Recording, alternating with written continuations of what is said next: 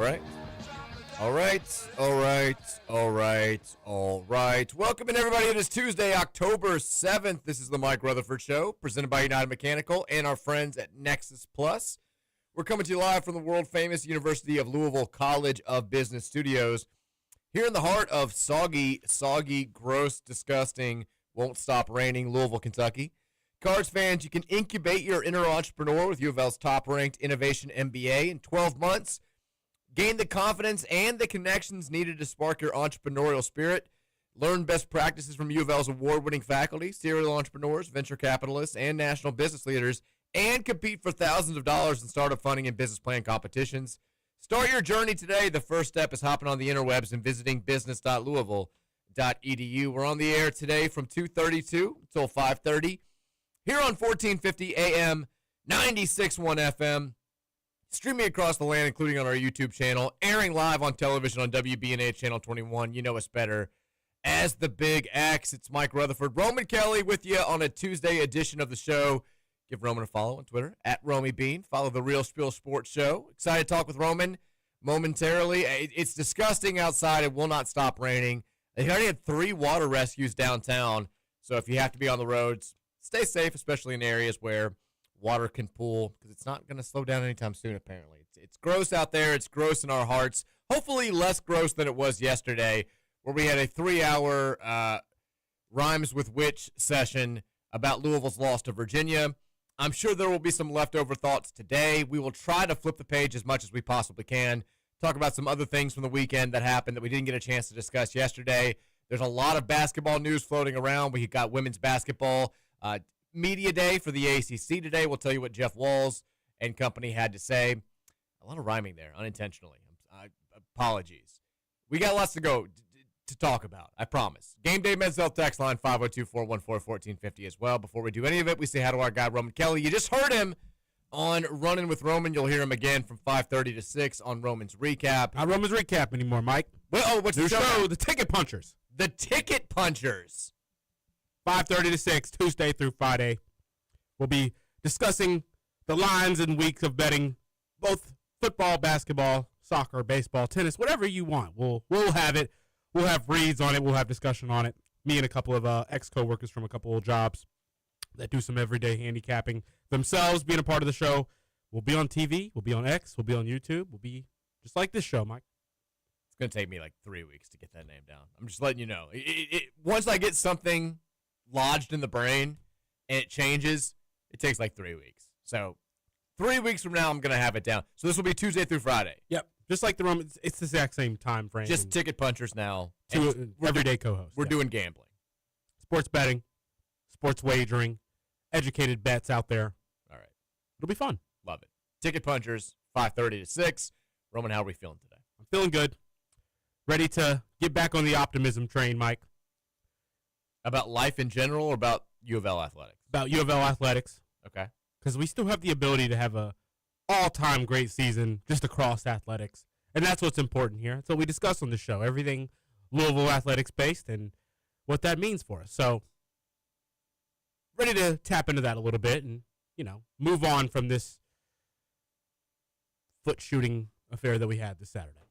Foot shooting affair. Classic FSA. That's how I feel. That's, What did you get into on Monday night? Anything to distract your mind? Watch a little Monday Night Football? What were you guys up to? Ran a trial run for the Ticket Puncher show last night. After that, watched a little bit of football, ate a little bit of quick dinner. Then, Trevor, Will, and I got live, got active. Unfortunately, our other co-host, KJ, has been back to the UPS graveyard shift, so we're missing him whenever we record on the weekdays. Going to probably start getting him out with Trevor on the post-game shows following games after Brom talks to the media, so we can still get KJ out there. But we did a little bit of Real Spill last night, a little bit of Monday Night Football watching Trevor Lawrence tweak down the field.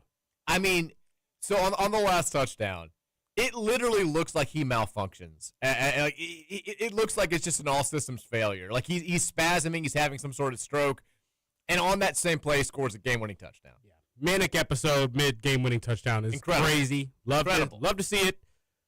Holly isn't going to like this. Something in you just like seeing the Chiefs go down in prime time. I agree with that. Didn't say that last night. She was not happy. I didn't realize Holly was a Chiefs girl. Oh yeah, big Chiefs fan. Is it just because of the Kelsey thing, or is No. she's a long time? It's like fan. 2018, 2019. Okay, all right. She's been pretty big fan of him. So she was yelling at the TV like, "What are you doing? Get him!" But yeah, I'm feeling good. Excited to chatter with you here today. Not too extravagant of a night though. Didn't get into anything outside of that real spill. We missed your retweet last night, but I saw it this morning. figured you were asleep. I actually was not asleep. I just didn't look at my phone. I think I was knee deep into some TV for a while there, and then I was watching the end of the Cubs Brewers because I was just New show lately. I watched Snowfall by myself after Mary and I were wrapping up a show called The Better Sister, Elizabeth Banks and Jessica Biel. It's fine. I'm curious to see how it ends. It's not great, but it holds your attention enough. And I think we're on the last episode tonight, so we've been doing it. And then when I go to sleep, if there's no sports on, which has been a rarity recently, I'm slowly continuing to watch Snowfall. So trying to get back into that last night after the Brewers Cubs, and just I try to put the phone down for a little bit before I fall asleep. And I missed the text until this morning. My apologies. How was Real Spiel though? It was great. Were you guys just still sad, or was it more uplifting than yesterday's show around here? I feel like, well, yeah, Will had a couple great soliloquies on there, just kind of going in on Jeff Brom a little bit. Trevor took the if we win 7 or 8 games, it still could be a good season route. Will was not fond of hearing that last night. Let's ask the question now. And this was a preseason topic. We're diving right into it, I know. But we have more data now. Data, whatever. We're almost halfway through the season. We know what the schedule is. We know what the schedule is not. What's the number, regardless of who we beat and who we lose to, that is the threshold for a good season? Because I think it's changed from where it was before the start of the year. I think Can you say an 8-4 Louisville season this year with this schedule is a good year? No, it's above unacceptable. I don't think I'm with you. I think that if we're going to call it a good season, I think 9-3 is the minimum at this point. And it's largely because of what's happened the past 5 games and what the schedule looks like for the remainder of the season. Like I said, unless SMU gets really hot, you're probably not playing another top 25 team this year besides Miami. Yeah, TK acknowledged that as well. He's like, we do have the schedule to still go win a lot of games here. Like, if we lost, and I'm not even bringing up, the Kentucky element does change things, because there's a difference between every record with a win over Kentucky versus a loss. With 9-3 with a win over Kentucky is different than 9-3 with a loss to Kentucky. I'd say the same thing about 10-2, honestly. But let's say we don't beat Miami, and then we lose to Clemson and SMU. That would put our overall – that would give us a 4-4 ACC record and 4-0 against a bad non-conference schedule. You beat Kentucky for a second straight year. Could you call that 8-4 season good? I don't think so. I think it's just kind of like meeting the bare minimum. I don't think it's bad, but I think it's just kind of like met the requirement, honestly, with a schedule like this and a roster like this. Yeah, I mean, it's an average season. And bear in mind, the preseason over-under win total across basically every book that does this sort of thing was 8.5, and that was with the expectation that this schedule was going to be a little tougher than it looks like it is right now.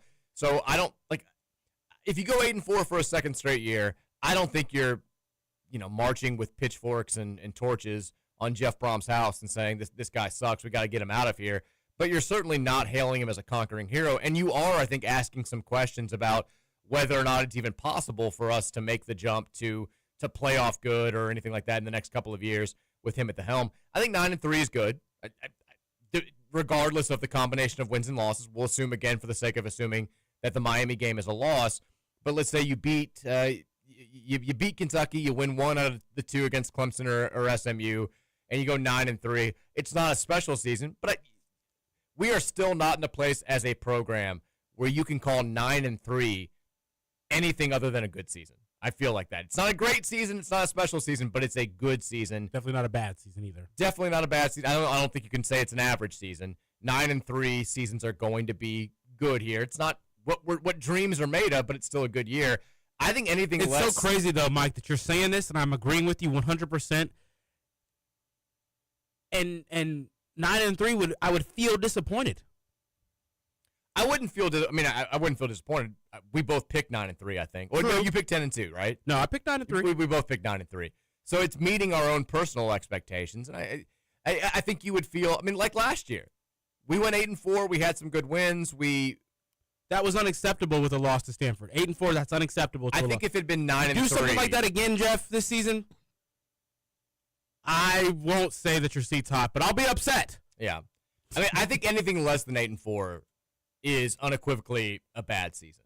I think 7-5 with this team and this schedule would be a bad season. Yeah, it's not even like slightly below average season. It's a bad season and at that point. Trevor's TK's using the take that's what we are. We're Louisville. We're not over that hump yet. It doesn't mean that we shouldn't strive to be a little bit more. That's what we were trying to explain, and that's where the anger comes from. It's not that we're not okay with what's happening. That's just where the anger comes from with knowing that it could be better. When you're losing the way we do, it's not that you're going 8-4 or a 9-3, Mike. It's the way that you've got each season now. You've got a loss in there that you were in control of the outcome, and that can't happen if you want to get over the hump and get into playoff good. If you want to, Clemson didn't shoot themselves. Clemson and SMU didn't shoot themselves in the foot consistently last year. They didn't do that against any opponents that were lesser of quality than them. So that to be a playoff team, you can't have losses like that, and they're stacking up now.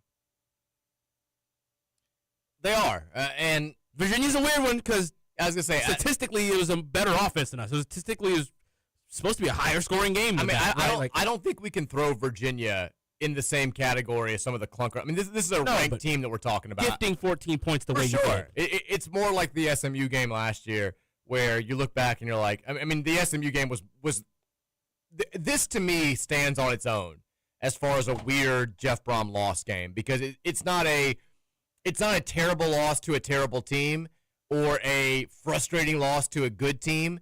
It's I can't believe we found a way to lose that game to a pretty good team. I'm not going to put Virginia this year in the same category as Notre Dame last year or SMU last year or Miami last year.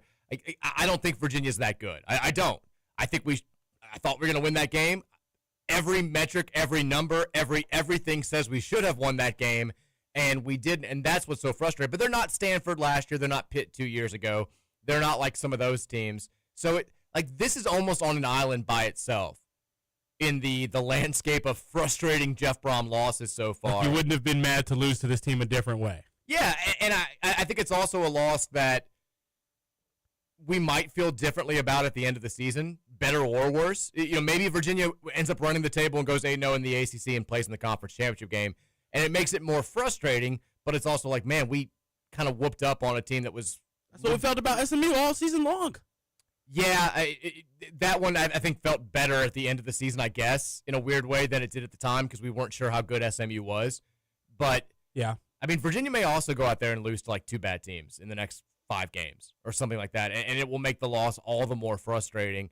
I just don't know. I mean, let me ask you this question, too, because I saw it pop up on the timeline last night, and this has been kind of the Jeff Brom thing, is there's a big give and a take. I mean, I remember joking about it with a relative when he first got hired. He's like, he's going to beat Notre Dame. This is when we're going into the 23 season, and he's going to lose to somebody terrible because that's what he does. And this is a blood relative telling me this, not Brian, but somebody else. And it's very much been the thing. If you had a chance a week ago to trade the Virginia loss for a Miami win, would you have done it? You have to. I think yes. You don't have a choice. Is the answer. But I don't think any of us are going to, because obviously it's not. It's the only chance at a big win this year. If we beat Miami, I don't think this will be as much of the, last year we were kind of, after we beat Clemson, we were so excited. It was such a, big moment just because we'd lost that team 8 times in a row, and that Clemson team was kind of rolling at that point. It almost made up for one of the earlier losses, not the Stanford loss, certainly. Being the team with the best resume in college football right now would be on the road. It would be so ACC Friday night, such an ACC thing. But I almost hate it for the ACC. But I think this one, it wouldn't put me in a position where Now I'm like, oh, he's made up for the Virginia loss. It would almost make me more mad about the Virginia loss because it was so inexcusable. And we're like, we finally have something to point to and say, hey, this team is really good. Yeah. Now, Especially if it looked like the Clemson win from last year, where the offense looks great and the defense kept them in check the entire game. And let there be no mistake about it. As of this moment, Tuesday, October 7th at 2:46 p.m., I don't think that we're going to beat Miami. I don't give us much of a shot to beat Miami. I'm saying if it happened, though, I feel like it would be a different kind of quid pro quo situation like we've had in the past with Jeff Brom where, yeah, I would take the bad Pitt loss for the Notre Dame win. I think this one, it would make me, it certainly would erase the overall sting of some bad vibes surrounding the football program right now, but it would only make the Virginia loss, to me at least, hurt a little bit more because we still wouldn't control our own destiny with all these other teams out there that have these easy ACC schedules, although it would be nice to have a tiebreaker with Miami. But I don't think it's going to happen. If it does, well, we got like a week and a half to talk about it, which is the other bad thing about it. I mean, we're just sitting here. It's like we don't even get to react to a game of like we don't even get to say, oh, I know. We're definitely losing. Look what they just did to this team. I mean, it's like the sports gods are just poking us with a hot poker this week because Louisville loses in the most just painful fashion possible. We get the most god-awful. I don't know how anybody else felt. Like all I wanted to do was sleep this morning. Get the kids up, get them to school, and it's just pounding rain. It's so dark all over the house. We got we have a painter doing some stuff at our house, so I'm working outside of where I typically work, and I'm like, I'd give $1 million just to like sleep for 4 more hours. It's so terrible. And then there's no game this weekend to kind of be a palate cleanser and get us over this Virginia loss. It's like we're just sitting in our own crap for a full week and a half. This would be the biggest upset in program history. Us beating Miami? The number 2 seed in Miami with the best resume in college football as an unranked team. You think it'd be bigger than Florida State in 02? I mean, keep in mind, we were like 1-2 when we beat that Florida State team that was, I think, number 3. We were 1-2? Yeah. They were 2-0? They were undefeated. I know that. We lost to Kentucky, and then we lost to, I believe, Colorado State before we even played that game. We may have been 2-2, but we had 2 losses, and we were definitely unranked. I mean, we have to look at Kelly. This would be a question for Kelly Dickey as far as point spread wise, what our biggest upset in program history. But from a like impact standpoint, it'd be up there without question. Like I think, like from a national mindset standpoint, you know. Yeah, I mean, everybody thinks that's a contending team. I mean, there's a lot of. I feel like that's been the chatter, and it was almost like people made up their minds to have this be the talking point before Florida State made that game a little bit closer in the fourth quarter. But there's been a lot of Miami may actually be the best team in college football right now talk, and their national title good. So yeah, that's going to be a big storyline for that game. Which again, we've got like all next week to talk about, which sucks at the moment. I got a crazy take here. I don't normally say these kind of things on the radio, Mike. Okay. I typically refrain from them at all costs. But the football gods aren't going to give Carson Beck success. Why? Something about the way he operates, Mike. He's got some bad karma coming. He seems to have he's got a black cloud over him. I know you see it. I don't, man. Ever since he got rid of that Cavender, he's kind of living a great life. He seems happier.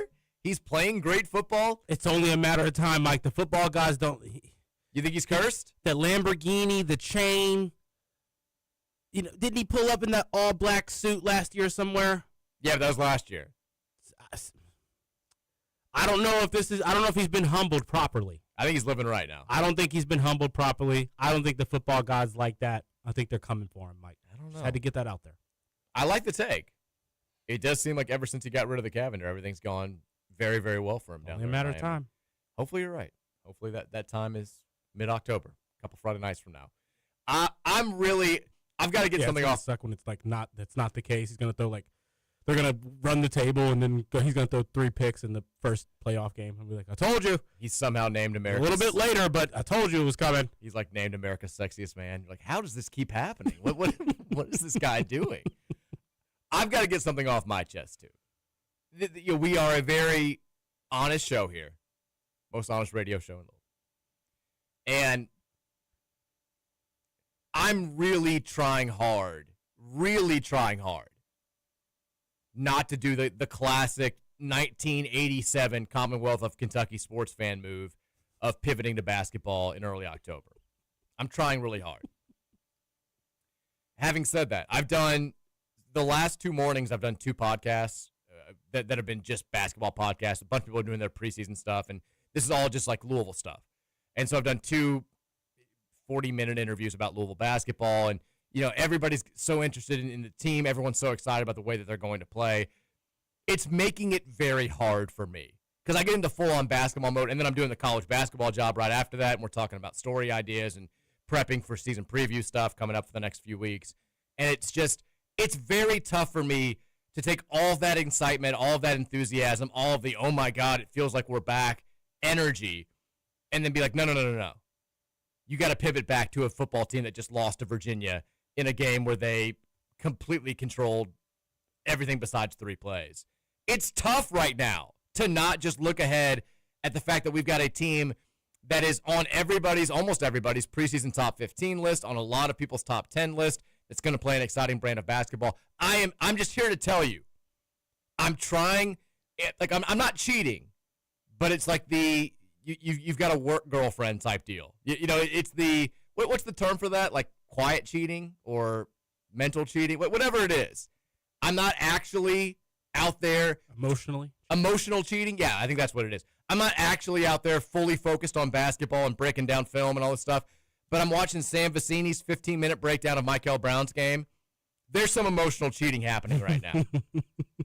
It's hard. I mean, we have been basketball starved around here for a decade, at least when it comes to consistency and talking about teams chasing national titles, and having spent the last couple of weeks talking about actual X's and O stuff and not Kenny Payne or who the next coach is going to be or can Pat Kelsey be the guy.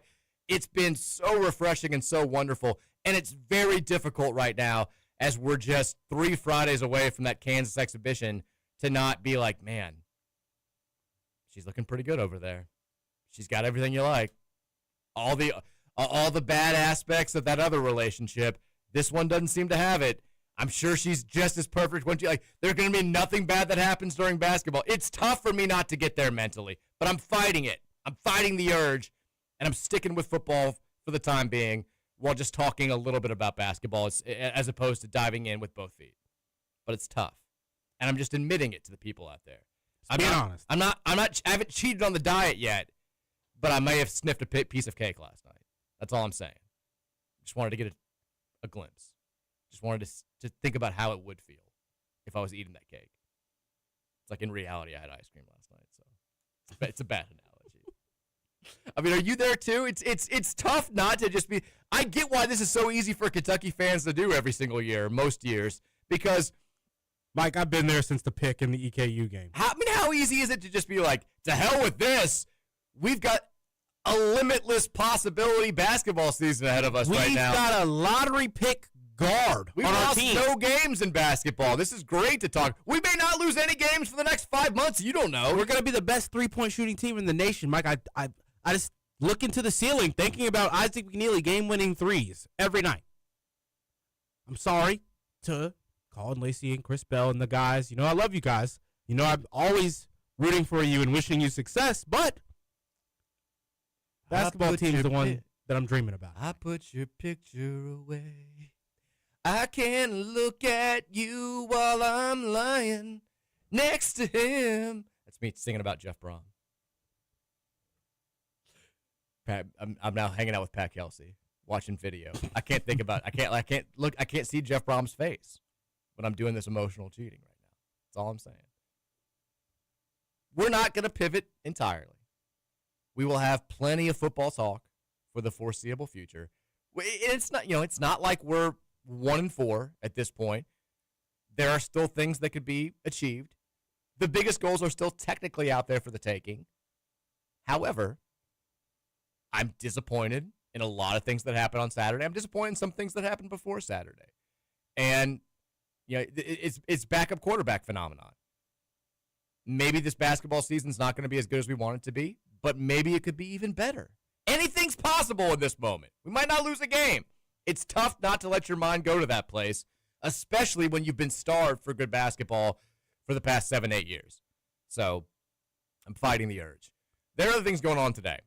John Spears for Eminem. What's that? Nothing. Oh, I was like, did I mess up the times again?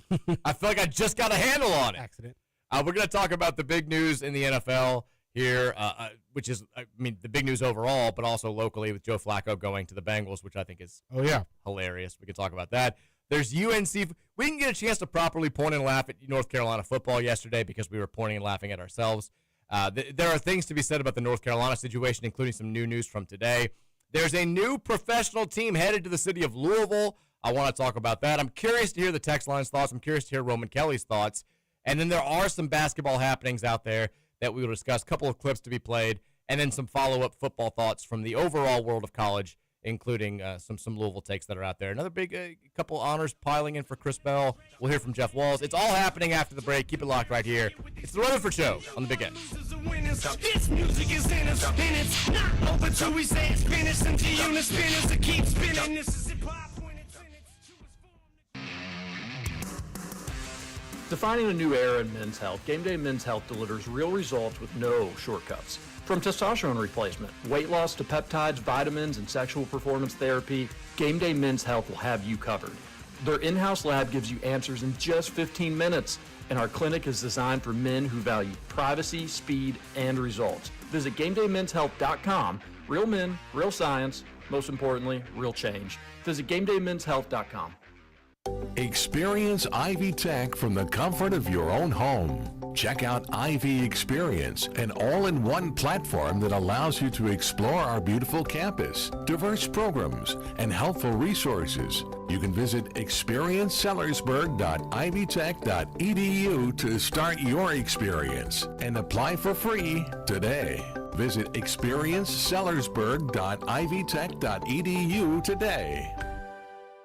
Mitch Craig Heating and Cooling, serving the Kentuckiana area, specializing in residential changeout. Mitch Craig Heating and Cooling offers free second opinions. If you get some bad news from your heating and air guy, call Mitch Craig Heating and Cooling. 812-786-0469 for a second opinion. Call Mitch Craig Heating and Cooling. Again, 812-786-0469. Hey, I love salsaritas. Why? Flame grilled meats, house-made chips, fresh-made salsas for fast takeout, office catering, or your summer celebration. Try salsaritas. Visit them at St. Matthews or in Middletown, or order online for special offers. We know to contact Indiana 811 at least 2 working days before every dig. Contact Indiana 811 and white line before every project. Learn more at 811.safedigindiana.com. Sponsored by the Indiana Utility Regulatory Commission and aired by this station. When design is key to your landscape project, give Walnut Ridge Landscape and Design a call at 812-288-6691. Walnut Ridge has more experience than any landscape company in the area.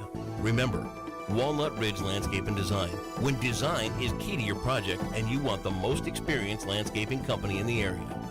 Give Walnut Ridge a call at 812-288-6691. Walnut Ridge Landscape and Design, when design is key. Use caution this afternoon. Rounds of very heavy rain have been ongoing for a while, and this is going to continue for a few more hours, leading to flash flooding reports all over the metro especially. Take it slow, allow plenty of distance between you and the car ahead of you, and watch out for hydroplaning concerns as well. If you don't have to travel this mess, good idea just to stay at home if you can. High temperature not moving very much, generally around 70. From the Wave Storm Tracker team, I'm Brian Good. This forecast is brought to you by United Mechanical, your trusted partner for commercial and industrial HVAC, electrical, plumbing, and refrigeration. Call 502-339-1133. This is Kentuckiana's only locally owned sports talk. The Big X, AM 1450 and 96.1 FM, WXVW Jeffersonville. Different day, nothing changed. It's the same stuff. Trick, Teflon, wrapped on. Case I get on. Deep searching the whip. Glad I left the home. Still grinding, still shining. The Lord knows. You're rocking with the kid that spit sick or sick flows. I The can't 3 o'clock hour of the Mike Rutherford Show, presented by United Mechanical and Nexus Plus, Louisville's newest construction management company. Reminder, John Burke and our guys over at United Mechanical, they are Kentuckiana's choice for commercial and industrial HVAC, electrical, plumbing, and refrigeration services. Give them a call at 502-339-1133 or visit them online at UnitedMechanicalInc.com. Roman, UFL is coming to the city of Louisville. This has been buzzed about for a while. It's now official. The Louisville Kings are the latest United Football League franchise. They're coming to Lynn Family Stadium is where their home games are going to be played starting this spring. I think the season starts in March and then gets going. That'll be a tough sell to people early on. How are we feeling about the Louisville Kings coming to town? I'm okay with it. I like it, Mark. Are you a proud Kings supporter? I'm a proud Kings supporter. I plan to go to the Kings games, Mike. Really? And here's why. Okay.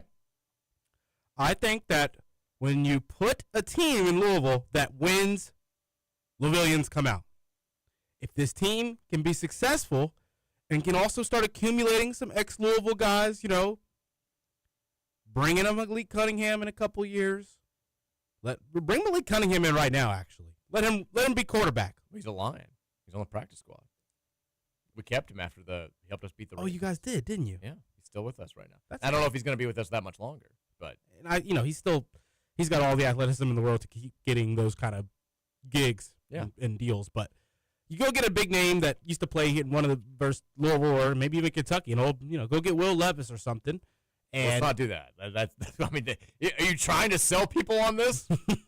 What are you doing? I think it'd be cool if you started getting old Louisville and Kentucky players on the same team, and this is a team that started to win games. If you don't mess up the field, I don't think it causes any issues.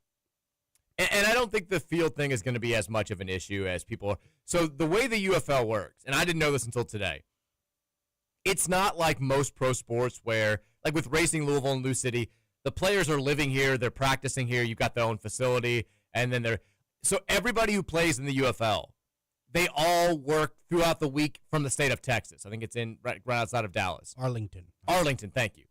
And the teams only go to their host cities when they fly out for games. So they won't be practicing at Lynn Family Stadium. They won't be, doing workouts. It'll be basically 4 times a year where they're playing home games inside that field. And 4 or 5, I thought it said. 4 or 5? Okay. It shouldn't be in direct conflict with anything that goes on with Racing or Lou City. I know their seasons will be getting underway at about the same time, but I don't think it's going to be nearly as much of a big deal as I initially thought and as people are talking about, just because they're basically going to play football in that field 4 or 5 times a year, and that's it. So, yeah, the pitch is going to have to hold up a little bit more, but it's not going to be like they're practicing out there every single day or playing a bunch of exhibition games or doing anything along those lines. Now, we've had a number of professional football teams here over the course of my lifetime, and the city has not really gotten behind any of them. I've only heard of like one. Well, we had like the Louisville Fire in the Arena League. I mean, Jeff Brom's very first coaching job, Roman, was as the head coach of the Louisville Fire. That's the only one I know of.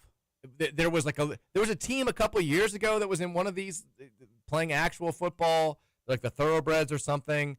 We've had a couple other arena teams. We've had a couple teams that failed. It's just been like, nobody ever gets really that into it. Nobody really goes to the games that much. Now, this is the biggest league, or at least the most promising league that Louisville has been a part of ever. You've got national TV contracts. They play their games on, FS1 and Fox, I think. You've got at least some built-in infrastructure. The first season wasn't a complete disaster or anything along those lines. So maybe there's some hope here. Maybe there's some hope. Look, we're being honest here. It's hard for me to foresee this working when I've seen how Louisville supports teams like this in the past, especially when it's starting during right when basketball season's going on. I don't know. I'm hopeful. It'd be fun to have something to watch during the spring to get excited about once basketball ends for a little bit. I don't have the biggest of expectations for this franchise, if I'm just being honest. What do we think about the green color scheme? They took the DraftKings logo, they put a horse on top of it. Exactly what it looks like. They grabbed a horse, they grabbed the DraftKings logo, and they put it into ChatGPT and asked the chat to create a logo. That's what this looks like. I'm hating on the logo, but I like it. I like the Louisville Kings. They went with the Kings because of King Louis. Right, that's what I saw. So, and I think they also said Mike Rapoli is the big booster up at St. John's, who's become a big horse guy. He was one of the main proponents of, he helps run the league. He was one of the main proponents of bringing the team to Louisville. And he was saying that it's also because horse racing is the sport of kings, and Louisville's, the home of horse racing and all that stuff. Yeah. So that was working as well. I like that too. I'm good with it. Like you said, I think it would help to have a handful of local players on the team. Some recognizable faces would be cool. Like who was the UFL MVP last year? Do we have any idea? It was I couldn't name one player in the UFL. I'm just being. He was perfect. number 10 quarterback for Alabama like 10 years ago.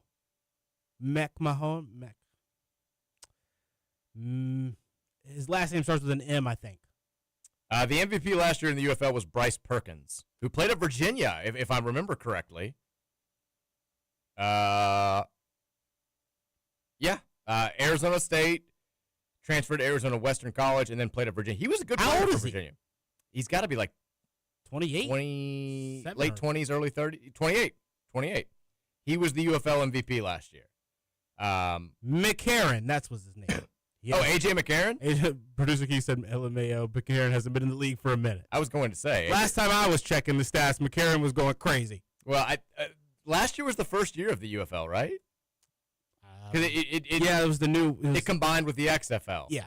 And I think McCarron was actually playing in the XFL. Okay. Yeah, United Football League 2020, well, I guess technically they had a couple of other years. So I couldn't name really much of what's happening in the UFL. I haven't paid that much attention to it, but I'm just being honest. You're right, there's an A.J. McCarron reference here. An interview with the merger. Battlehawks quarterback A.J. McCarron revealed that XFL players were in advanced talks with the NFLPA for exclusive representation. Blah, blah, blah, blah. That's kind of the only reference. Okay, so the new lineup of UFL teams. I'm going to quiz you on this. Ready? Okay. So 8 teams are in the league now. They're moving some teams, right? They moved. 3 teams are gone. They're done. Columbus has a team. What do you think the Columbus team's name is? I'll give you $1 million if you get one of these correct, by the way. They're the Columbus Trojans. The Aviators. This is my most hated team in the UFL. I'm already starting a rivalry here. They took my friend Danny away. He lives there now. I hate all things Columbus just because of this. I'm starting a blood feud with the Columbus Aviators. I hate them. Birmingham also has a new team. What do you think their team name is? You don't have to spend too much time. No idea. The Stallions. Just give me a weird guess. They have a horse logo as well. There are 8 teams in this league. A quarter of them have horse logos. Dallas has a team. What's their name? The Cowboys. I mean, would be probably a copyright infringement. The Renegades. Same thing. The DC Defenders. That's lame. Houston has a team. Get these teams out of Texas. Where do you think Houston is? Starts with a G. You're not going to get it. No, their logo's terrible. I don't even know. Like, there's nothing that comes to mind for the Gamblers. The Kenny Rogers is. Their logo is like a giant G. Gamblers? The Gamblers. A giant G over the state of Texas with a star where the city of Houston is. It's a horrible logo. It's even worse than ours. And then the last 2 cities, Orlando and St. Louis. Give me 2 team names for them. The Orlando Divers. Storm. I like Divers, though. That's good. And then St. Louis maybe has the coolest logo. They're the Battlehawks. I hate the Columbus team. I'm just putting it out there right now. Hate the Columbus team. That's my rival. That's my B. We're coming after them this year. Louisville Kings, it's all going down. So Joe Flacco is headed from Cleveland to Cincinnati. A lot of Bengals fans that I saw were hoping that they were going to get Jameis Winston. It was very, very clear after the last couple of weeks that Jake Browning was not going to be enough to get them into the playoffs. I think there was some hope after that first game that maybe he would be, but playing so poorly the past couple of weeks against quality competition made it abundantly clear. And you don't want to just punt on a season where you've got Jamar Chase and T. Higgins and Hendrickson and all these guys that are paid them all that money. Demanded a huge paycheck and are out there. Chase on Sunday after Terry and Arnold got hurt for the Lions, who apparently is now out for. I mean, all of our cornerbacks just get hurt every single year. But once Arnold went out of the game, Jamar Chase kind of feasted. So he can do it with a bad quarterback. And I got a funny TikTok from Arnold the other day. Oh God, what's he doing? He posted a video of him in the locker room, full outfit, like full uniform on, pads on, and he's like sitting down, like almost like in the Kobe post-championship where he's holding the jersey kind of a posture, but he's just like looking down on the ground. He's like, when you're the only one out of the group chat that's living your dreams. All the comments were like him and his buddies right now, and they were sending different memes in it. I thought that was funny. Kind of went a little bit viral. That is funny. Lions fans give him a lot of grief. They ask a lot of him, and now we're gonna have to do it. I mean, the Lions, they beefed up their secondary. They're like the deepest secondary in the NFL. They're already down to practice squad guys through 5 weeks because they're all hurt. It sucks. But when he went out, Jamar Chase was very good, and the Bengals, I think, could still be a playoff team if they had good quarterback play. I don't know if Flacco is that answer. It's certainly a funny answer for Joe Flacco to be quarterback in Cincinnati. At least he could throw it downfield. Yeah, he got benched in Cleveland. What's your overall take here? Good move, bad move, whatever for the Bengals. They didn't give up much. They traded a 5th-round pick for Joe Flacco and a 6th-round pick. That's what I don't like.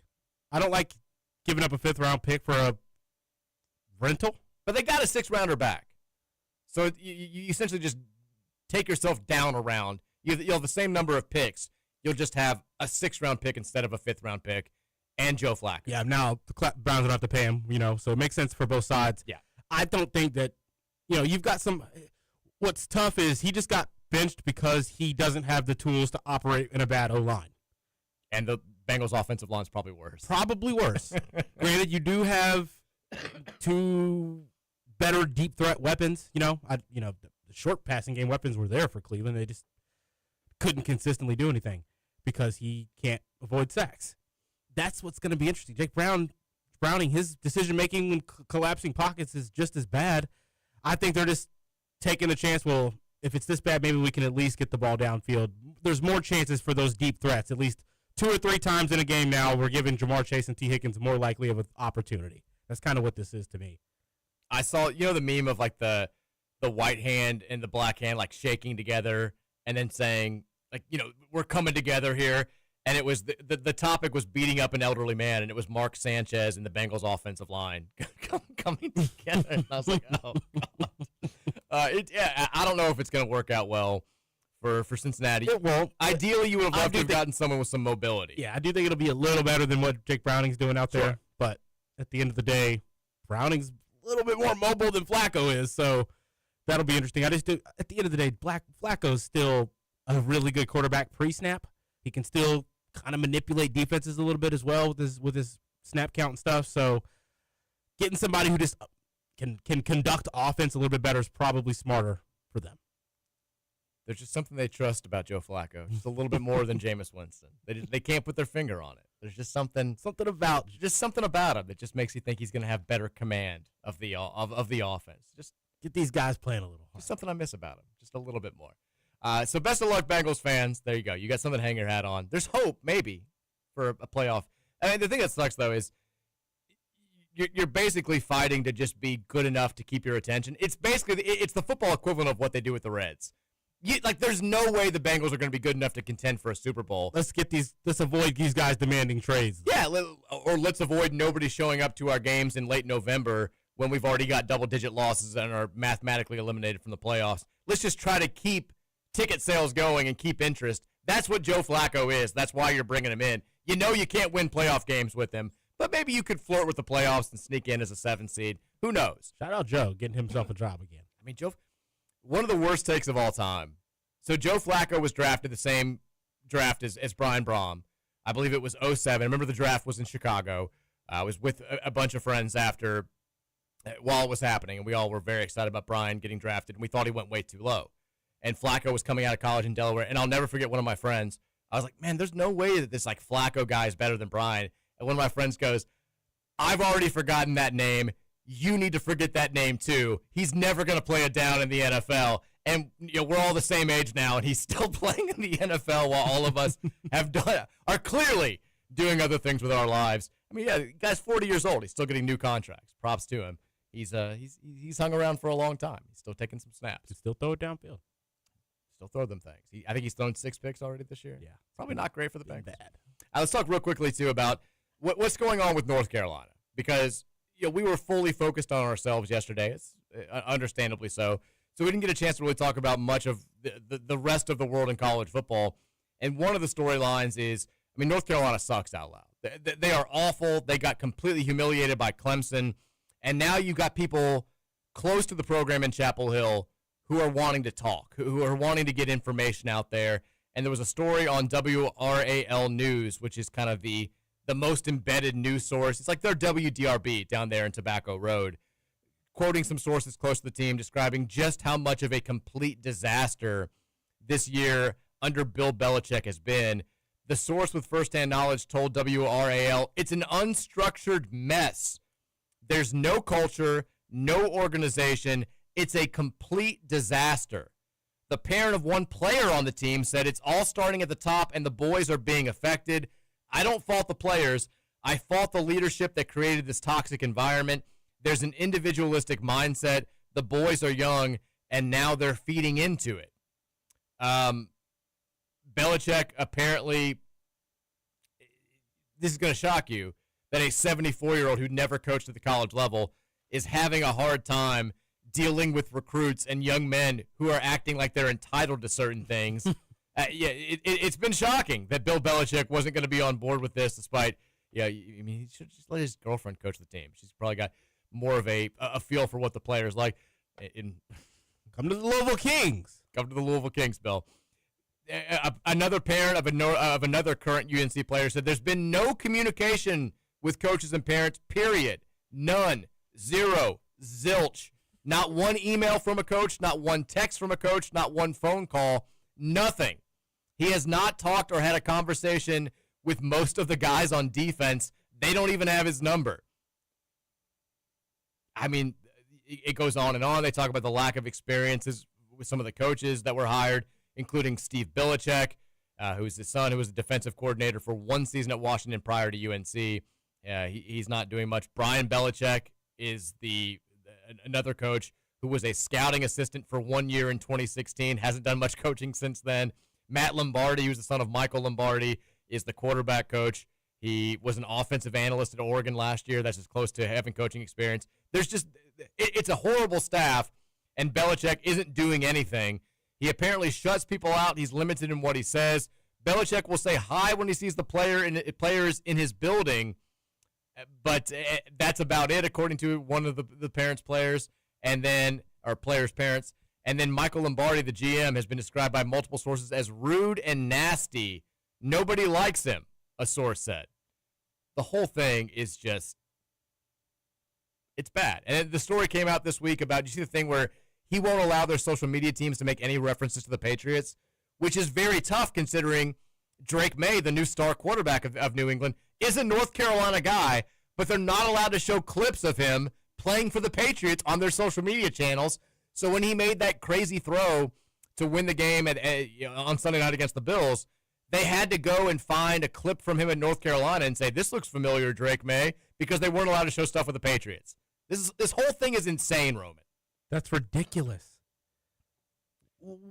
What is posting about anything to do with the Patriots going to do? How's that going to impact your ability to win games? It's not, but Bill Belichick doesn't want it because they're in the middle of a blood feud themselves. Loser stuff. It's clear that I'm not welcome at their facility. They're not welcome at ours. So they can't even come during pro day. The Patriots can't have representatives to watch North Carolina players work out. Now you're impacting young kids' ability to go be successful in the future. Yes. The whole thing is absolutely outrageous. Get him out of there. Yeah, I think he's going to get himself out of there. He may not make it through this season. He sure as hell isn't coaching next year. There's no question about it. It has been an unmitigated disaster that I think everybody saw coming. They also announced today, so the Board of Trustees chair put out a statement saying, the classic telltale sign that this is going to be a failure. Begging the fan base and donors for patience. It takes a long time to create success. It takes a long time to build culture. And, of course, that's simply just just not true anymore. And North Carolina is ridiculous. Now, they also announced today, Roman, that the planned Hulu show, remember this was part of his girlfriend's plan, we're going to be big on social media. They tried to get a deal done with Hard Knocks, and then apparently the girlfriend nixed it, but they signed this deal with Hulu, and now the show is no longer moving forward. The 2 and 3 Tar Heels had originally planned a Hard Knocks-style docuseries spotlighting the team's first season under Bill Belichick. They've now canceled the series. Here's what I would say, though. You got to have at least enough info for like 3 episodes, man. Release the files. Release the tapes. Let us see the Belichick files. Let us see what's happening behind the scenes. I'm begging Hulu to say we had a contract. You may have cut out. We still have the right to air 4 episodes before you told us to stop filming. I got to see these episodes, Roman. I want to see them. I'm desperate to see them. Release the tapes, Hulu. There's some crazy stuff in there, I bet. Show us the files. Oh, my God. I mean, can you imagine? I mean, start interviewing parents of players right now and just have it be like an epilogue episode. Like, give us something. We got to have something. But North Carolina, a complete and utter disaster. This Belichick thing's not going to last another year. I don't know why he thought about doing this in the first place, but it's a situation. It's very much Michael Jordan on the Wizards. It's not wrecking your legacy, but it's one of those things where people are like, "Oh yeah, remember that happened? Yeah, why was he doing that?" So it's a story that has to be written. It won't define his legacy, but it's kind of like, "Oh yeah, there was that weird thing that happened at the end of your career. Why did you do that?" Speaking of Jordan, did you see the LeBron, the big what do you make of LeBron teasing the entire world to announce that he's sponsoring it's a new brand of Hennessy? The LeBron edition of Hennessy. I don't even think it's a new type of Hennessy or anything. Maybe it is a new line of Hennessy or maybe a different flavor, but I think it's just like a LeBron sticker on a regular Hennessy bottle. I'm not surprised at this. I thought it was just some Amazon Prime stuff I kept seeing on social media. He's going to retire at the end of the season or at the end of next season. Well, I think we all knew that this wasn't going to be a retirement announcement. It was probably going to be him endorsing something. Exactly. It's like the Snoop Dogg thing from a couple years ago where he's like, I'm quitting smoking. I was like, this is going to be, and it was like a smokeless new fire pit or something like that. I think he genuinely believes he is pranking people. Here's but if you're going to pull this stunt and people are going to recognize it as a stunt, it needs to be something better than slapping your name on a bottle of Hennessy, right? It needed to be hey, there's a new LeBron AI bot dropping, or give me something big if you're going to have the entire country talking about whatever your announcement's going to be. I mean, he referred to this as the decision part 2, and it's like you said, it's not even a new brand of Hennessy. It's them slapping his logo on an existing bottle of Hennessy. This did not warrant this type of ad campaign, this type of buildup. Give me something different. Give me something big. Give me, we're putting LeBron's name on a new cancer medication, an Alzheimer's drug. Give me something. Give me something big that warrants this type of hype. Not a bottle of Hennessy. I'm with you. Defend your boy. You can't. I can't. He's. It's all about money for him now, Mike. It's all about the deals. It's all about he's got enough. He should be fine. Setting himself up to be a billionaire still when he's not getting a billionaire, contract from sports directly. I just think it's funny that he thinks he's trolling people. Yeah. By the way, the NHL starts tonight. We got the NBA right around the corner. They're starting 5 o'clock. Stuff. We'll be on. It'll be on here. Well, I'm just meaning the opening night. The first game starts at 5 p.m. Yeah. Florida Panthers raising the banner at 5 against the Chicago Blackhawks. Give me your NHL Stanley Cup champion prediction. Edmonton Oilers. Oh, they just re-signed Connor McDavid. They're looking good. They're due. I kind of feel like the Avs are up there. I'm worried about the Avs this year. I think they'll be playoff good. I don't know if they're a top tier Cup contender anymore. I don't like a lot of the offseason moves. They did not fix their issues at goaltender. But they'll be fun to follow. Edmonton's a good pick. I don't think the Panthers are going to win it again this year. I think the Kings, who the Avalanche opened up against tonight, are sneaky good. Blackhawks are going to suck. That's a ridiculous first game of the season. I'm kind of with you on Edmonton. I think the Lance will be there. Stars are going to be good again, but I think the Kings are my dark horse pick. But if you're asking me to pick one team, I'm actually riding with the Oilers. Connor McDavid, McJesus, gets it done. Love it. NHL starts tonight. We got when's NBA opening night? It's like next week. Yeah. I want to say October 21st. We got 2 weeks from tonight. Take a week off. We got the NBA going. There's all this. The Knicks are getting all this attention now already. I mean, I'm already sick of the Knicks. I'm sick of Giannis was thinking about going there. Shams just trying to cover his ass. Anyway, we're all over the place today. It's fine. We're trying to forget about the fact that Louisville lost to Virginia in football, and that's okay. If you want to remind us, you can do so after the break on the Game Day Men's Health text line at 502-414-1450. We have some more U of L basketball stuff to talk about, but before we do that, we'll get your thoughts after the break. Keep it locked right here on 1450 The Big X. And when they bang this in the club, baby, you got to get up. Look, yeah, they giving it up. Low life, yo life, boy, we living it up. Taking chances while we dancing in the party for sure. Slip my when she got in the back door. Looking at me strange, but you know I don't care. Honey baked ham and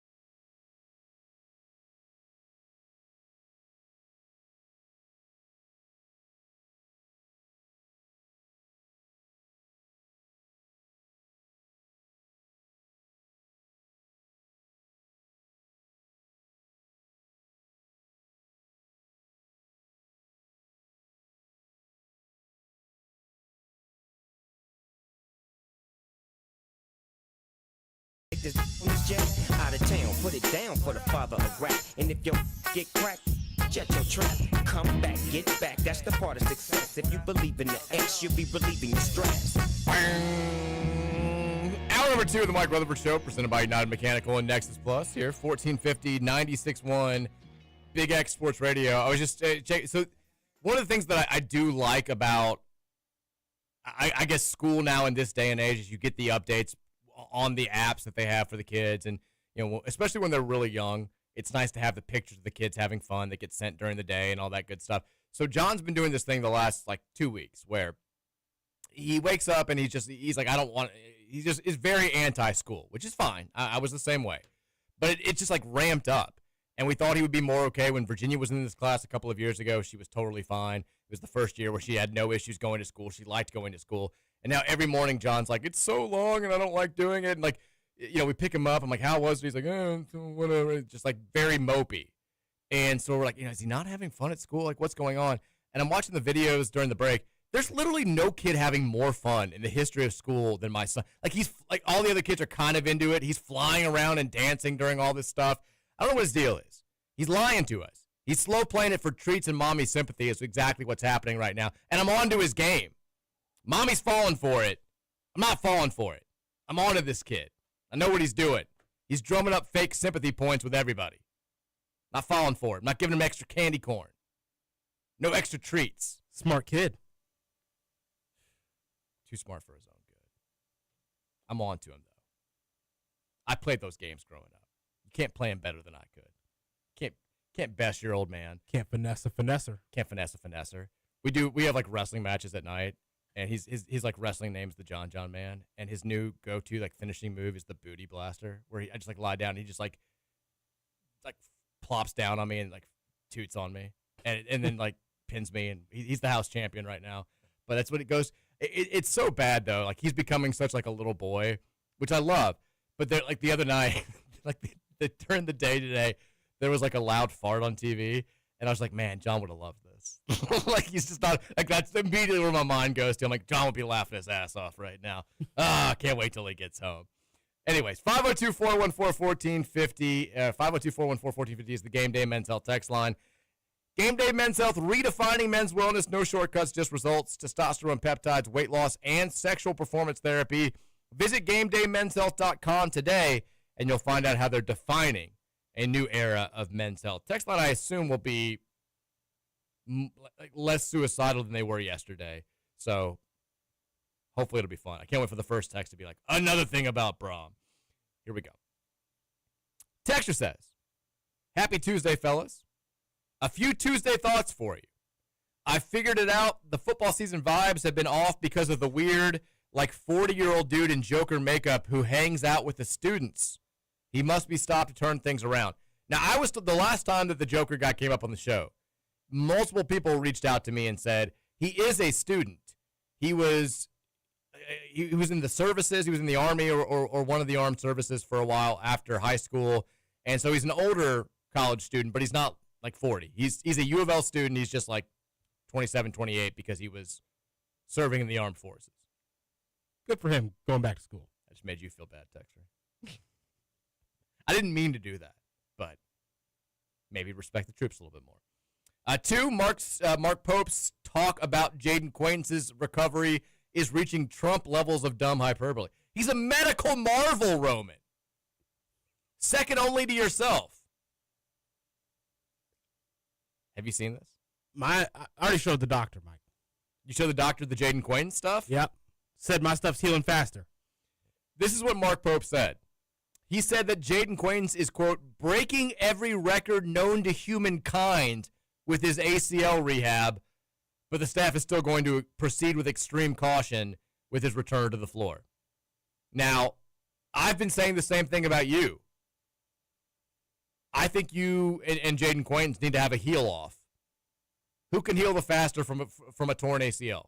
Who's the fastest healer in the world?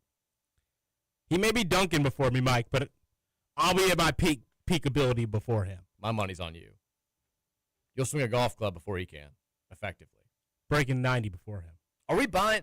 This sounds like this is Mark Pope being the anti-Rick Pitino. Whenever there was David Padgett would get a scratch on his knee, and Pitino's he's done forever. He's never going to walk again. He's going to have a wheelchair. Pitino would do this after a player was recovered, though.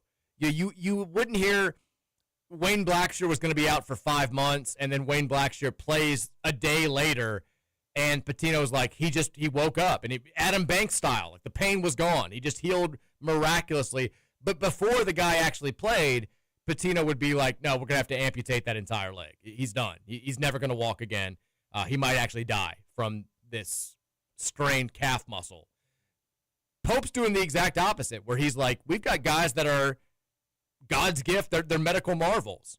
Are we thinking Jaden Quains is going to play against us on November 11th now? I think he is. You think so? I want him to play, Mike. I think he will, but if he doesn't play well, there's going to be a whole lot of... We'll be on a minute restriction at that point in his rehab still, right? Yeah, I think they'll put him out there, and they'll be like, well, he's not 100%.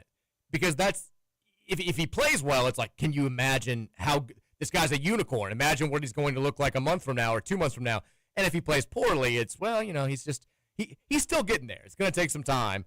But I do think that at this point, they're certainly making it seem like he's going to play, which is kind of wild considering the fact that he tore it in, February of last year? January?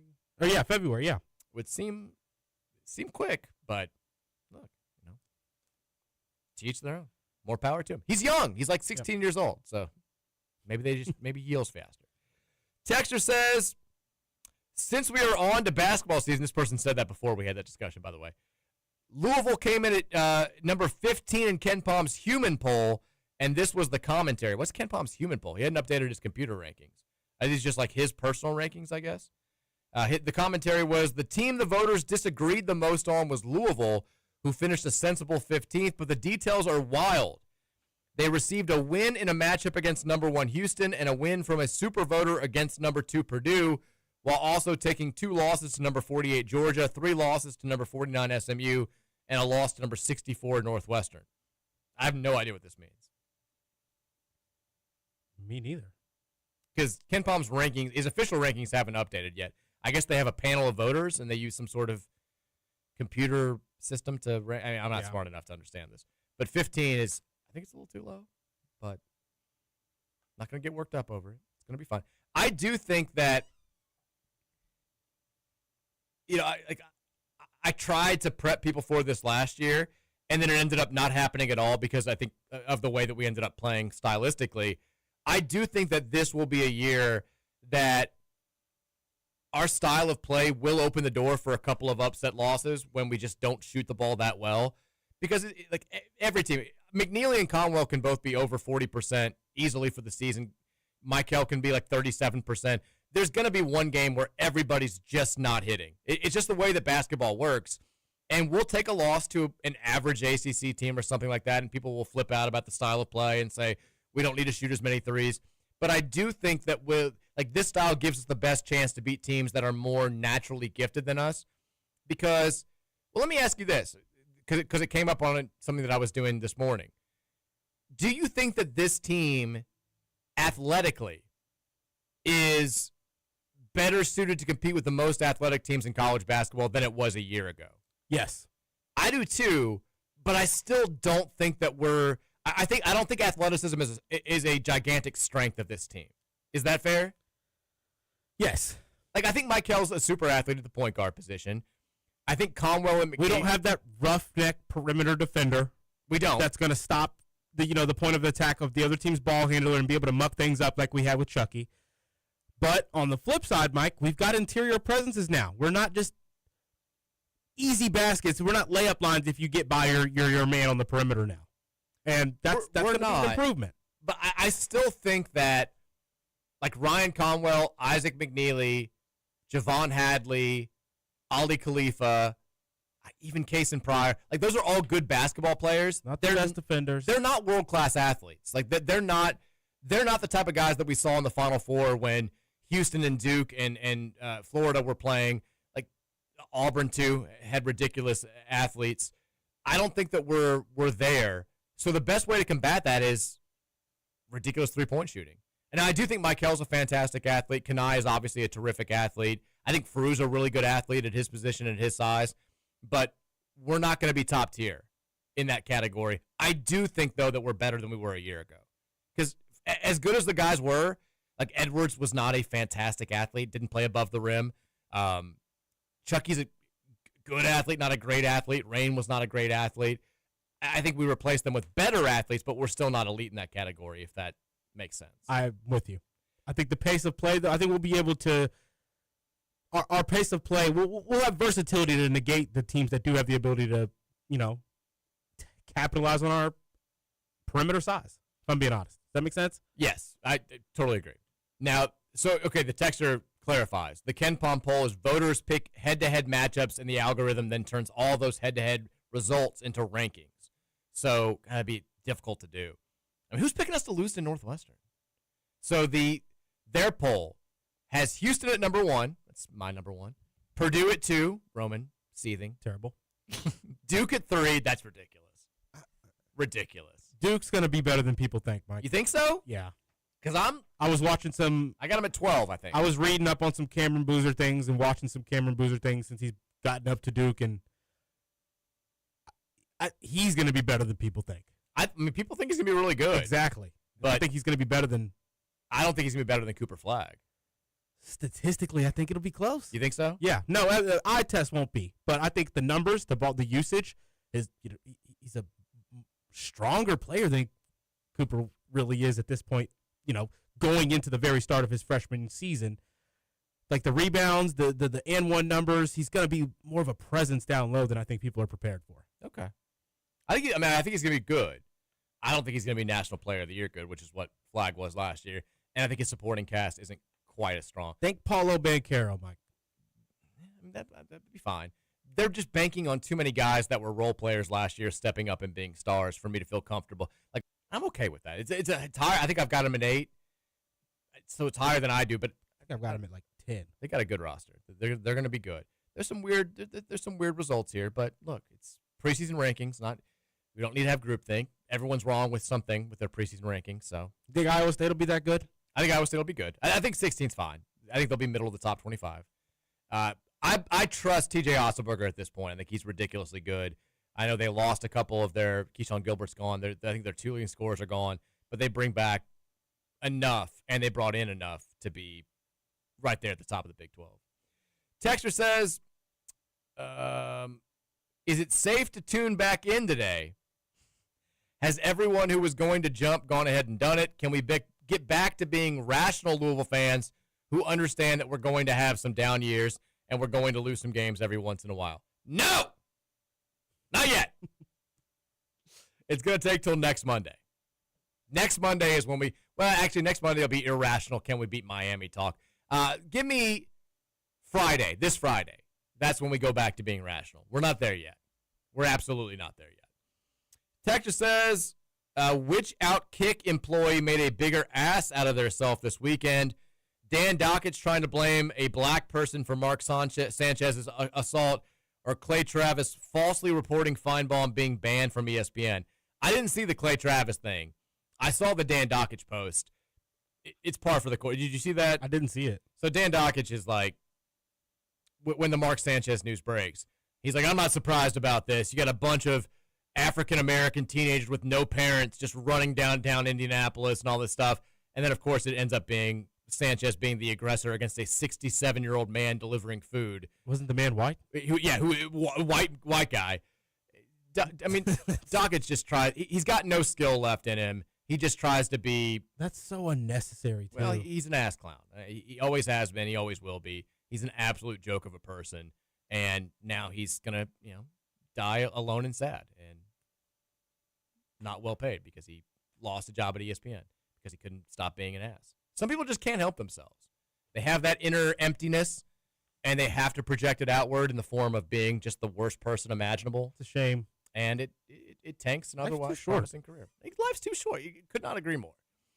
Texture says the Field 68 dropped their ACC preview, and they were really, really pumping up the Cards' title chances. They predicted 8 NCAA tournament teams. What do you think about both those? I saw this. They said, I think even if it's not 8, it'll be the most teams from the ACC since 2019. I think the ACC will bounce back. I don't think it's going to be in the form of the good old days where you expected when the ACC had a couple number 1 seeds and like 5 teams ranked. But I do think that the top of the league will be better represented this year in the NCAA tournament. as far as seeding, and I do think that you'll have more teams in than you've had the past 2 years. Like Louisville and Duke, I think will both be top 3, top 4 seeds, certainly. I think that you'll have a couple of other teams that will compete to be top 5, top 6 seeds. I don't know what to think about North Carolina. Their roster says that they should be top 25 good, but what do you make of Hubert Davis at this point? I think NC State's going to be good. I think Virginia's going to be good. I think that a couple of other teams can sneak in. I'm not going to say 8, but I think 5 or 6 teams will make the NCAA tournament, and I think 3 or 4 of them will be top 6 seeds this year. I'm okay with that. Yeah, it's going to be a good conference. I don't think it's going to be the best conference in college basketball like it's been in the past, but I think it'll be a good conference. I don't think it'll be the worst power conference this year, which is a step forward. Texture says, Mike and Roman, my wife and I have had a couple of bad experiences, a Miami fan relentlessly yelling smack talk, and a fellow U of L fan behind us at the Virginia game who spent over 15 minutes loudly shouting about benching Miller. When other fans tried to quiet him, they just started yelling at each other. My wife and I were close enough to get covered in his spit before we decided to leave our seats for the party deck in the third. How do you handle these situations, and what's the line between passionate fandom and outright disruption? I'm going to let you answer first. I've been here before a couple times. I'm always, unfortunately, kind of amused by it, Mike, because I know it's temporary. I'm so locked into a sporting event when I'm in person there that it doesn't really impact me personally. Now, the spitting, that's it's just a step too far. Well, he's not actually spitting on them. It's just like his... Yeah, like the spit from his yelling and shouting is getting on to them. I think you made the right call here. I'm not going to stop by. That's like if I'm with my friends, I'm not going to say anything. If I'm with my girlfriend, I'm with a buddy who's got his kid, I'm going to say something, or I'm going to remove myself from the situation without saying something. So I think you did what I would have done here. Same. I don't like telling people not to do something that they are choosing to do at a sporting event. It's not how I rock when I'm in there. I mean, if you're sitting next to a grown man who is slurring and spitting and screaming about benching the quarterback for 15 straight minutes, there's no rationalizing with that person, right? You can't come over and be like, "Hey, man." He's not even worried about the game at that point. No, he's just making an ass out of himself. You know, there's no happy ending if you come over and try to be like, "Hey, like, why don't you keep it down a little bit, man?" Like, it's only going to exacerbate things, and then you're going to find yourself in a crappy situation. I think you probably did the right thing. What I'll never understand is, because I think we've all found ourselves in these situations before. What do you think you're accomplishing? Yeah. When this happens, they can't hear you. You're only impacting the people nearby you. And even if they could, they're not taking your shouts into consideration. Has there ever been a time where somebody has been like, "Get him out of the game, Jeff," for like 50, and the coach has been like, "You know what? I hadn't even thought about it. Thank God for that guy in the crowd. Let's really think, okay, you know what? Now that it's on my radar, we're going with the backup quarterback." And then the guy sits down and is like, "Hey, man, that's all I wanted was your attention. Now I'm going to go back to cheering for the Cards. Let's go. Come on, guys, give me a C." It never happens. I don't understand the point of engaging in this behavior. I also find myself being a lot more okay with it at football games. Like a basketball game, no. You're literally making the experience worse for everybody around you. Football, it's normal, I feel like, almost. I'm fine with a momentary, like, what is that call? Or like, like, come on, guy, something like that. And then just to get it out of your system because you're there, you're juiced up and all that. I mean, I certainly have done it a million times. But the sustained, like, I can't like say anything else. I'm just shouting the same negative phrase over and over and over for a period of like 15 to 30 minutes. That's when it gets super annoying, and you're diminishing the experience of the game for everybody who's around you while also not accomplishing anything positive for the actual players that are out there playing. Like, at that point, it's like, shut the bleep up. Sit down. Just cheer when you can. Yell stuff momentarily when everybody else gets pissed off, and then go back to being quiet. Like, stop.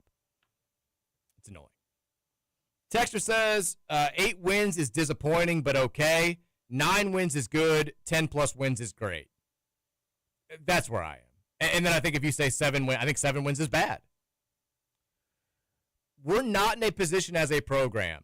The overall trajectory of this program and the guys that we have on this roster, the preseason expectations, all of that stuff, we're not at a point where we celebrate going to a bowl game. Like this is the first year of the Charlie Strong era or the first year of the Scott Satterfield era. This is year 3 of a head coach that we thought had a potential, and I think a lot of people still do think has the potential to be the guy that gets us to that much talked about promised land where we're competing for playoff spots and competing for the ACC. You go 7-5 in year 3, especially with this schedule. I've got no problem saying that's a bad year. What about when the changes come when you're playing 10 power conference opponent games? What do you mean?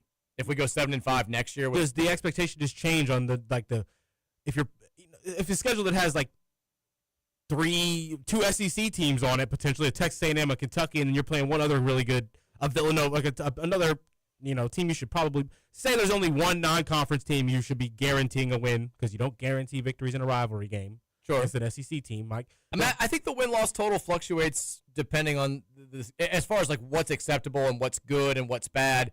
I think it always depends in the moment on the strength of the schedule and how you do in the certain games. Now, I'm just saying, I'd probably feel we could probably feel better about 8 wins when you don't have a bye game.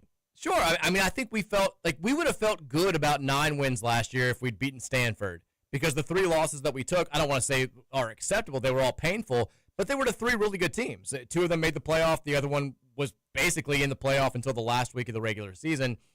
But if the schedule had been and it's weird because you look back and you kind of forget about the overall strength and weakness of certain schedules, and you're like, 9-3, pretty good.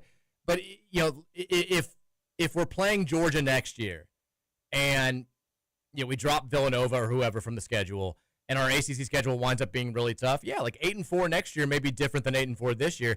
I think we know you don't know everything when you're 5 games into a season, but you know a lot. Like we know that certain teams on the schedule just aren't as good as we thought they were going to be.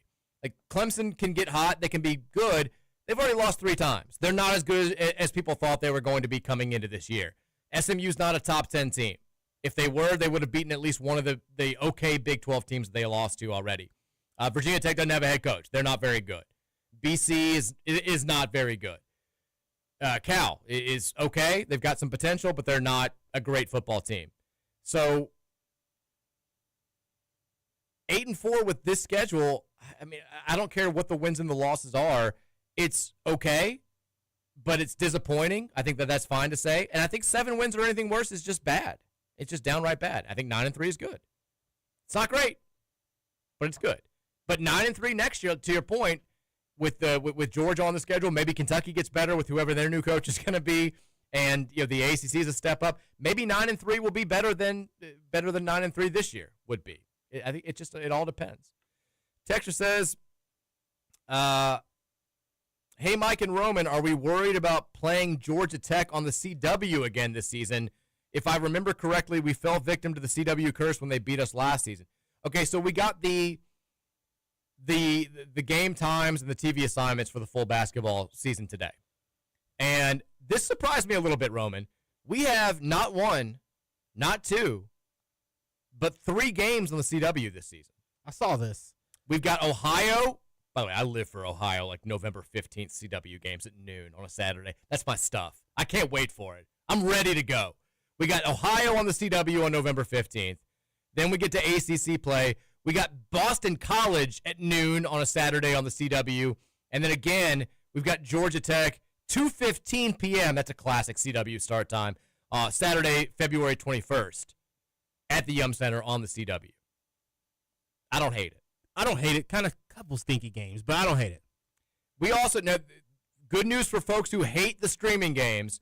We've only got one of them this year, at least in the regular season. The second exhibition game against Bucknell will be ACC Network Extra. The only regular season game that's going to be on a streaming network is the second game of the year against Jackson State. That'll be November 6th, I should say, 7 p.m., ACC Network Extra. The season opener is going to be late night, South Carolina State, 9 o'clock tip-off on the ACC Network. And then that Kansas exhibition game coming up on the 24th will also be on the ACC network. 7:30 is the tip-off time for that one.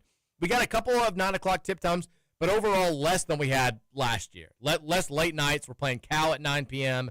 Stanford's a Saturday night game at 8 p.m. NJIT, shout out to our NJIT guy. That's a 9 p.m. game. And then I think the only other one is that Syracuse, who we play the last weeknight game of the regular season at 9 p.m. You can check it out. I got the whole thing up there on cardchronicle.com. You can check it out there. That Duke game, by the way, 7 p.m. KFC Yum Center, Monday night. Big Monday. First big Monday of the year. Let's get it. All right, we'll go to break. When we come back, more from you guys on the Game Day Men's Health text line at 502-414-1450. Your thoughts, your questions, your comments, concerns. Surprisingly upbeat from the text line, or at least surprisingly not suicidal from the text line today after what we saw yesterday. Keep them flowing. Keep them coming. We'll talk more after the break. We'll also talk a little bit of the basketball nuggets that are out there. John Fanta saying glowing things about U of L basketball. We'll hear it after the break. Keep it locked right here on the Big X. Honey Baked Ham in New Albany is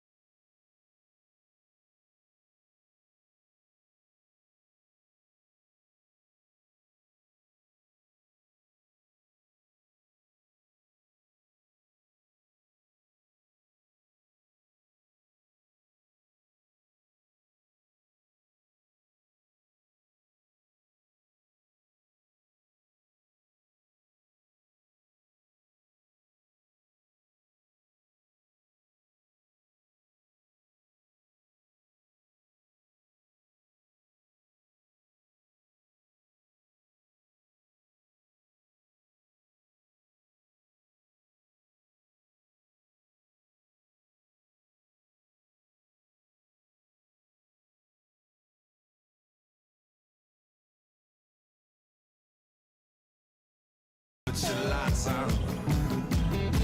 Hey now. Oh, you killer. Put your lights on. Put your lights on. Welcome in. It's the 4 o'clock hour of the Mike Rutherford Show, presented by United Mechanical and Nexus Plus, 1450, 96.1, Big X Sports Radio. Shout out to our streaming viewers as well as our TV viewers on WBNA Channel 21. Roman, did you see that a private jet ended up on the 17th green at Seneca Golf Course today? This was a topic of discussion in the group chat this morning. I did see this. So it overshot the runway at Bowman Field, or I guess the landing spot at Bowman Field, and ended up landing on the 17th green at Seneca Golf Course. The jet's in good shape. There's no real damage there. Everyone's fine. Everyone's safe.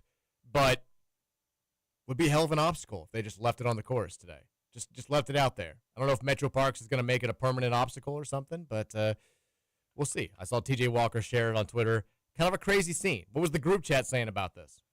They were just wild that it was something that happened on the golf course, wondering how it's going to get fixed, how bad the damage is. Especially on a day like today where there's so much sogginess and water that it had to have been rough. Yeah. Seneca's always kept in pretty good shape, too, as far as the public courses are concerned. So whenever I drive from here to John Soccer at Seneca Park, I always see people playing. The course always looks like it's in pretty good shape. I wonder if anybody was golfing. Probably not today. It's probably a godsend, that although this may not have happened if the weather had been good, but I can't imagine anybody was out there playing in the pouring rain today. But it would have been tough. I don't know if anybody remembers the news story. It was about this time a year ago. It was the week after we had officially moved. And there was a small plane that crashed right on Breckenridge Lane, and it was right at the light next to our old house. And it was at the time where I typically would be going home from the radio show, and it was one of those weird deals where I was like, damn, if we hadn't moved, I would have been, I'm not saying I would have been right there. Nobody, thankfully, I think was badly injured in that. I don't think anybody died, but it was a crazy scene. Every now and then, Bowman Field, there's weird stuff that happens with those small planes.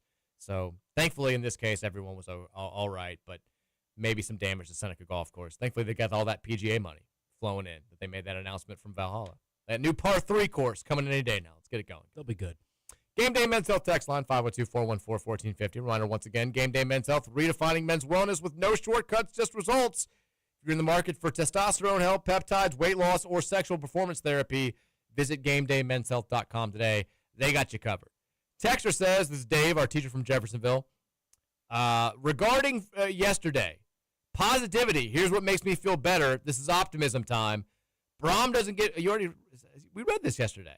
We read your text yesterday. Yeah. Appreciate you. Here, I'll read your other text then. Number 2, Colts versus Jags in the AFC Championship game is going to be nice. Are we buying the Jags now, Roman? No. You're not? No. I've been waiting for Trevor Lawrence to be, good. He had, 2 or 3 back-to-back-to-back dots last night. Just unreal throws. I just feel like still seemed a little bit dysfunctional out there. Not really playing clean football. A couple penalties almost costed him. Luckily, a Chiefs penalty gave him another shot. He's good. I just don't know if they've got all the pieces yet. I kept waiting for them to make that jump. I think it was last year that I picked them to win that division, and they let me down. I don't think they're for real as far as being a Tier 1 Super Bowl contender, but I do kind of think they're going to make the playoffs. Are you buying the Colts and Danny Jones magic? A little bit, yeah. Kind of can't really deny them at this point. They're playing good football. That's the thing. They're not just winning games by fluky margins. They're kind of blowing the hell out of teams. And their one loss is a very understandable loss on the road by, I think, it's just a touchdown to the Rams. And they beaten the bad teams the way that they were supposed to. They hammered the Raiders this past weekend.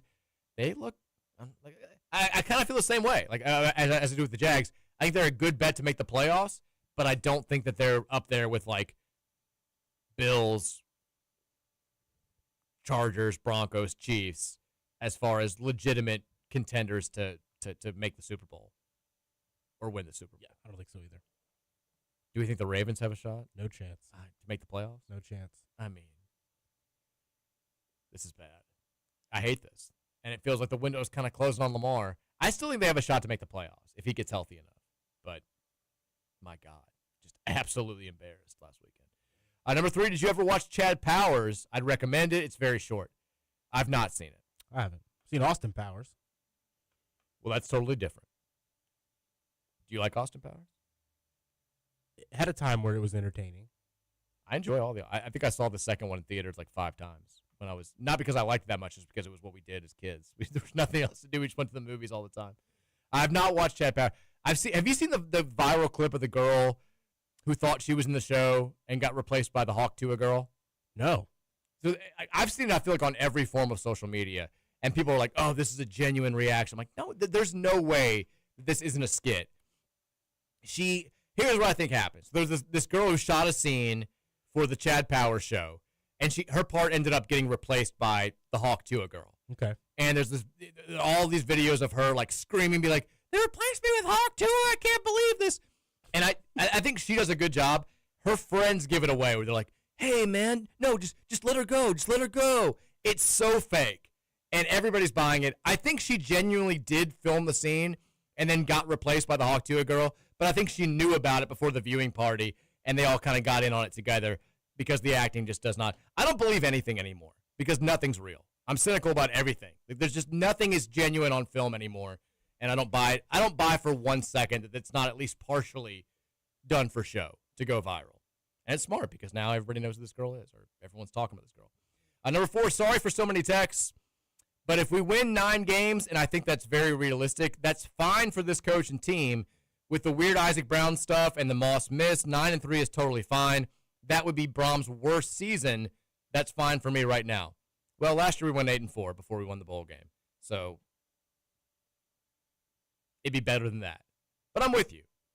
I'm not going to get – I'm disappointed, certainly with the way that this team has played so far this season. I'm definitely disappointed with the way in which they lost to Virginia.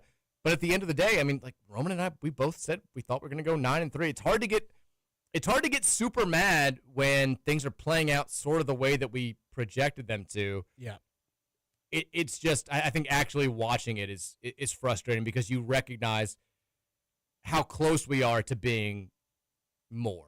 And not more as far as like top tier title contender. I don't think we're there, but we should be 5-0 right now.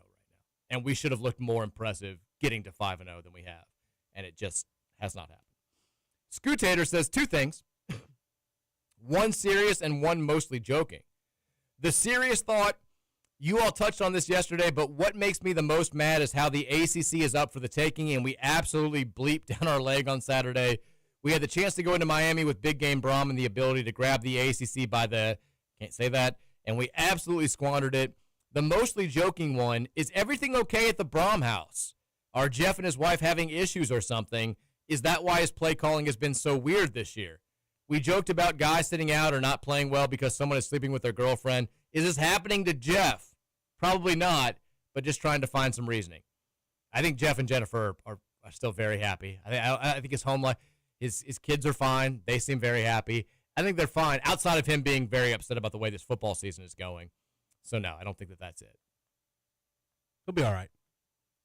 We need him to be. We do. Texas Tampa Card here. What's up, Tampa Card?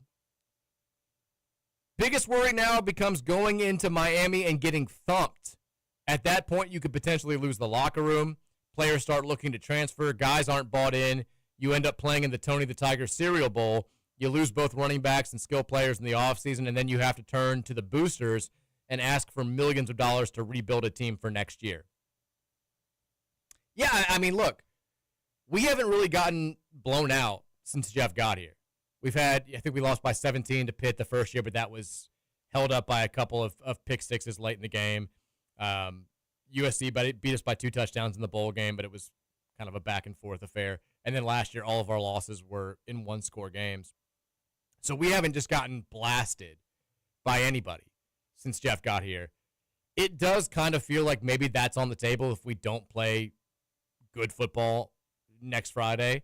And if that does happen, yeah, I mean, I think you look at the remainder of the season, you start worrying about guys checking out a little bit. You worry about things spiraling even more than they already have with back-to-back losses. So, yeah, I think it's absolutely a concern. I don't think they're going to go down there. Like, I don't have a lot of faith in us winning the game.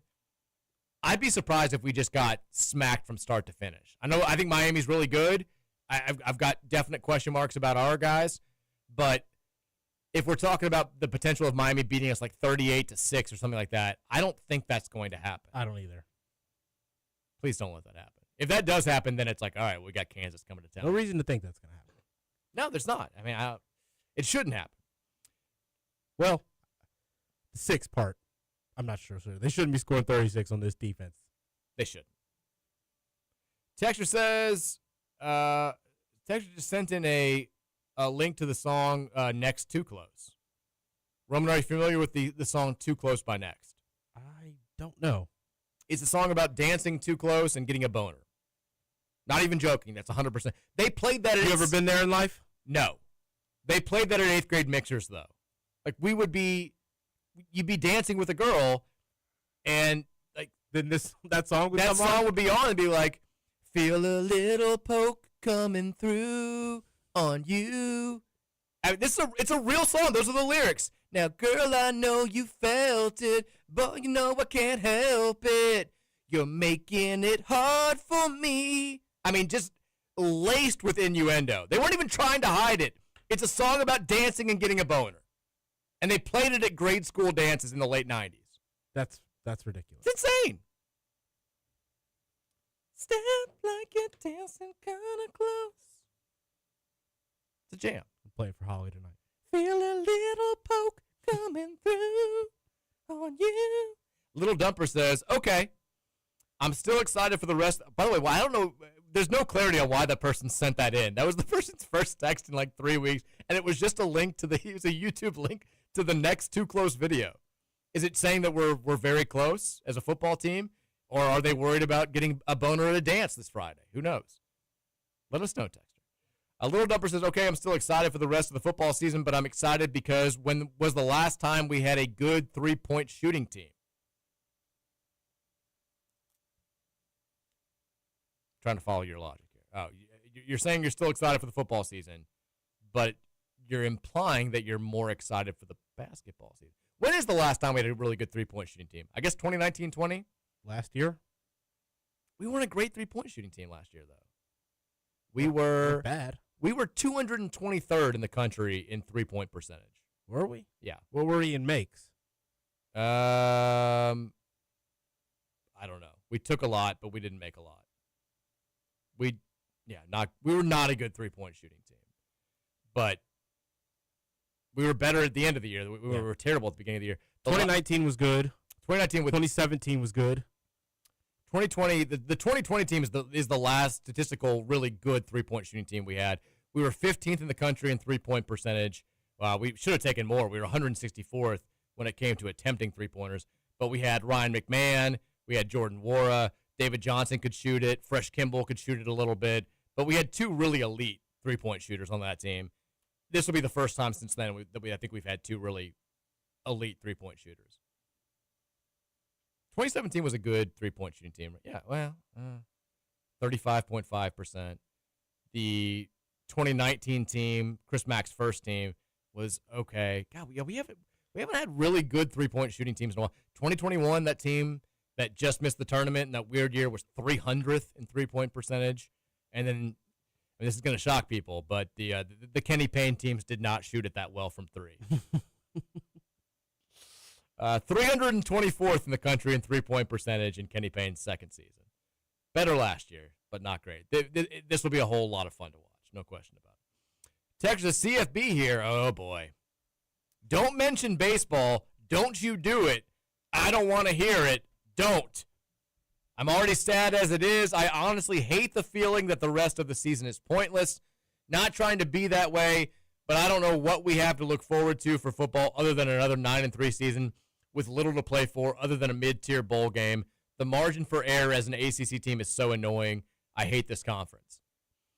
This is one of the real downsides of this new era of college football where all of the postseason focus is on the playoff, and really none of the bowl games besides the playoff matter that much. There are a couple that fans could maybe get excited about, but it used to be if you went 9-3, you were like, man, we're going to play in a really good bowl game. And that was the big carrot out there. That was the big gift at the end of a good season was, we're going to go. If you want to travel with the team, you're probably going to go to a warm weather location for the holidays.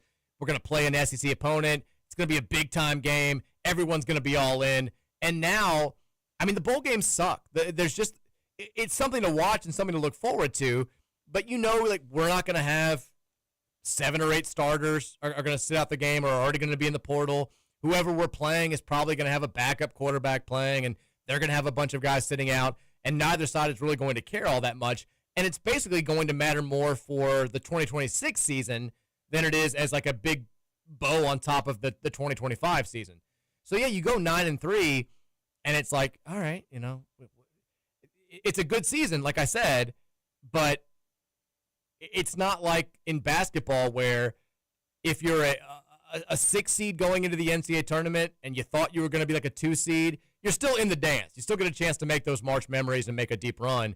If you go 9-3 and you were hoping to be 10-2 or 11-1 and flirt with a playoff, you don't get any sort of opportunity to make things better in the postseason. You don't anymore. Bowl games are greatly diminished from where they used to be when I was growing up, and even like 6 years ago. It's just different. Did you watch any of the baseball last night? No. Followed it on the Gamecast a little bit, but I didn't watch any of it. So I was watching the end of Dodgers-Phillies, which was a great game. And, it comes down to the last out, and I mean, almost an all-time choke. Tommy Edman throws the ball, like spikes a throw from second base. It was straight Steve Sachs, Chuck Knobloch style, and Freddie Freeman saves his ass, makes a great pick, and the Dodgers win 4-3.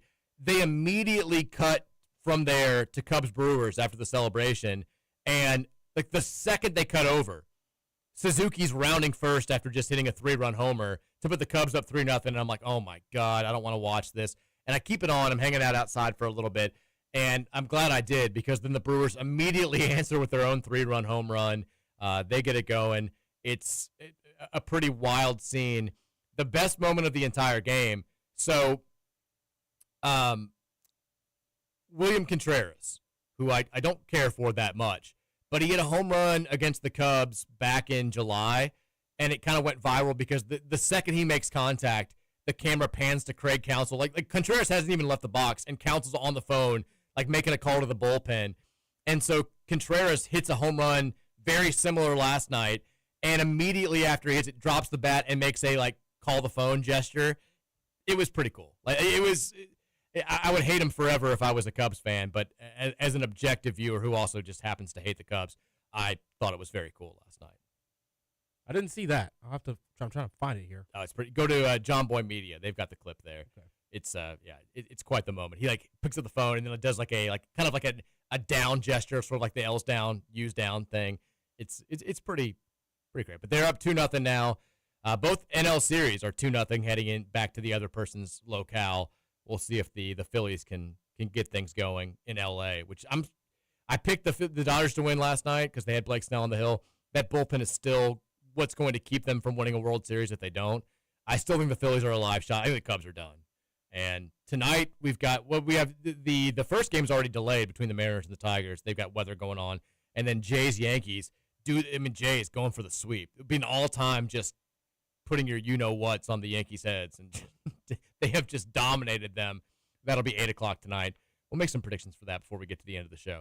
But so far, the divisional series have been all pretty one-sided, with the exception of Tigers-Mariners. Mike, I don't like to do the plugging thing. Okay, plug away. Last night on the Real Spill Live show, I do want to just, if you guys want to, Will Wigington did a really, really great job last night of breaking down the hard truths I feel like Louisville football fans need to try to start to come to.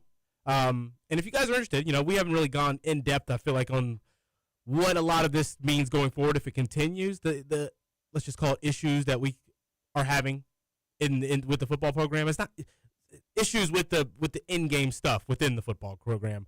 A lot of things that a lot of fans don't want to say so black and whitely. I think that Will did a really great job last night. If you guys want to check that out, I want you guys to go hear what Will said. I don't care if you subscribe to Real Spiel or not. Well, give me a little hint. What are the hard truths that we need to hear right now?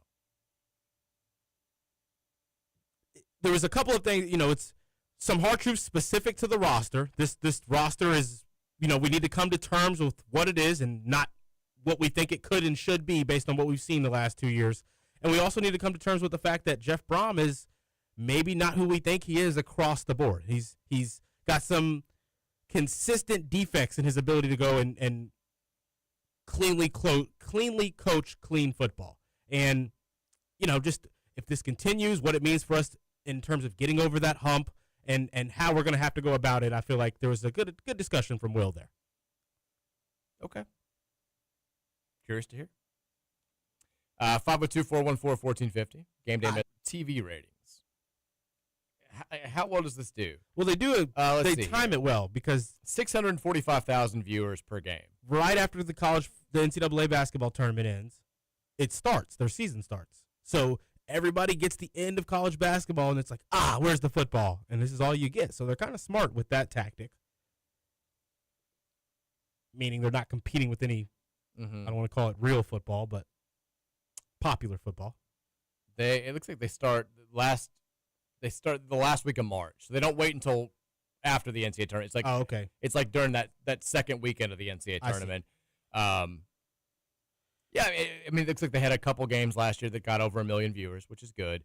But average ratings are 660.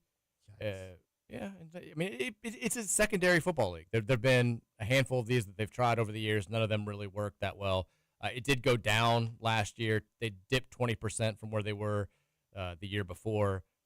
So until there's a league that copies the AAA and AA kind of format just with one team, like the Louisville Kings, and it's younger guys, and it's kind of like an NBA Ignite kind of a thing. That's the only secondary football. It's above college, but it's below NFL. That's going to only be, I think, if someone can make that work one day, that would be the most successful model in my eyes. I mean, I think that there's a general misguided view that people will just watch any sort of football if you put it on. Football is without question the most popular American sport. It dominates the TV ratings. And I think that but people think that if you just put any sort of product out there, people are going to gobble it up. And the reality is the NFL works for a reason. The NFL is like Disney World, where you may not love it, you may not like it, but you can recognize that it's a well-oiled machine. They've got this thing down to a science. They know what works. They know how to, like, you go to an NFL game, it moves quickly. Everything's down to like the second. Nothing drags. There's no technical difficulties anywhere. Like, they know what they're doing. They are a billion-dollar enterprise for a reason, and people respect that. And I think people can also recognize when, this is football, but it's this just not even watered down. It's just this crappy version of what we want to see. And like, it's the same as like FCS football. Like, you may like watching FCS football. Most people are going to prefer FBS football to FCS football. And I think it's kind of the same type of situation here. I hope it works here. I really, really, really do. I just have doubts, having seen other franchises flounder here. Texture says, who was that Kentucky linebacker with 11 fingers or 12 toes? What's he doing these days? Get him on the team. Do we know who that is? I remember an extra toe or two from somebody. Francisco Alfonseca, the pitcher who had the 6 fingers. Kentucky linebacker. Look at this. Like, the second result, Kentucky linebacker with 6 fingers on Google. I remember this. It's J.J. Weaver. I didn't realize that's right. Somebody that we knew. Okay. From Moore High School. I mean, he still plays for Kentucky, doesn't he? Didn't he go to the NFL? Maybe he did. All I know is he kills us every time he plays, because he was the classic. Grew up as a Louisville fan. No, he plays for the Panthers. He's on the Carolina Panthers. I think he's on the practice squad right now. He was a classic. Like, I knew some people that worked with him at Moore, and they talked about how much his family loved Louisville. And when he was here, Scott Satterfield and Bobby Petrino in his early years of high school just ignored local recruiting. I think if we'd had Jeff Brom here, he would have come here. He ended up going to Kentucky, and not only did he go to Kentucky, he killed us in like the 3 games that he played. he was very legit. I'd forgotten that he has 6 fingers. Picture right there. Like true 6th finger, too. Yeah. Not some nub or anything. It's one of those where you have to count. It looks like a normal hand, and then you're like, oh, God. It's like a poorly drawn cartoon where you're like, oh, they just screwed that up. Texture says, Mike, can you go on a stern monologue about how making the 12 lowest auto qualifiers play in the first round of the expanded tournament is ass? I don't want to even get into this today. I hate this so much. And Seth Davis defending it is the biggest joke in the entire world. So the hints are that the expanded NCAA tournament is going to be, a lot of people were like, I'm okay with it as long as you make it at-large teams. If you're an automatic qualifier, if you win your conference tournament, you should have earned the right to start in the traditional first round. You shouldn't have to go to this weird location and play another team. And they're not going to do that. They're going to make automatic qualifiers play in this new opening round, which would it'll take good mid-major teams and force them to play an opening round game before they get into the main draw of the tournament, which I think is ridiculous. Now, the only benefit, and this sucks for the low-level conferences that they have to do this. You do get a earning share for winning a conference tournament game for the entire conference. That money is huge for leagues like the MEAC and the SWAC that are consistently playing in Dayton in the first four. But the fact that we're making them play in these meaningless games that don't ever feel like the NCAA tournament for purely financial reasons it's gross. You win your conference tournament, you deserve the honor of experiencing true March Madness and going against like a number one seeded North Carolina team or something like that, as opposed to playing another bad team from a bad conference in a half-empty gym in Dayton. And now they're going to make more mid-major teams play in these games. The whole thing is gross and sick and unnecessary. Let's go to break. When we come back, 3 o'clock hours up next. We have some things that we have not discussed that we'll get to, and then we'll get back to the text line. Keep it locked right here on the Big X. Hey there, New Albany. This is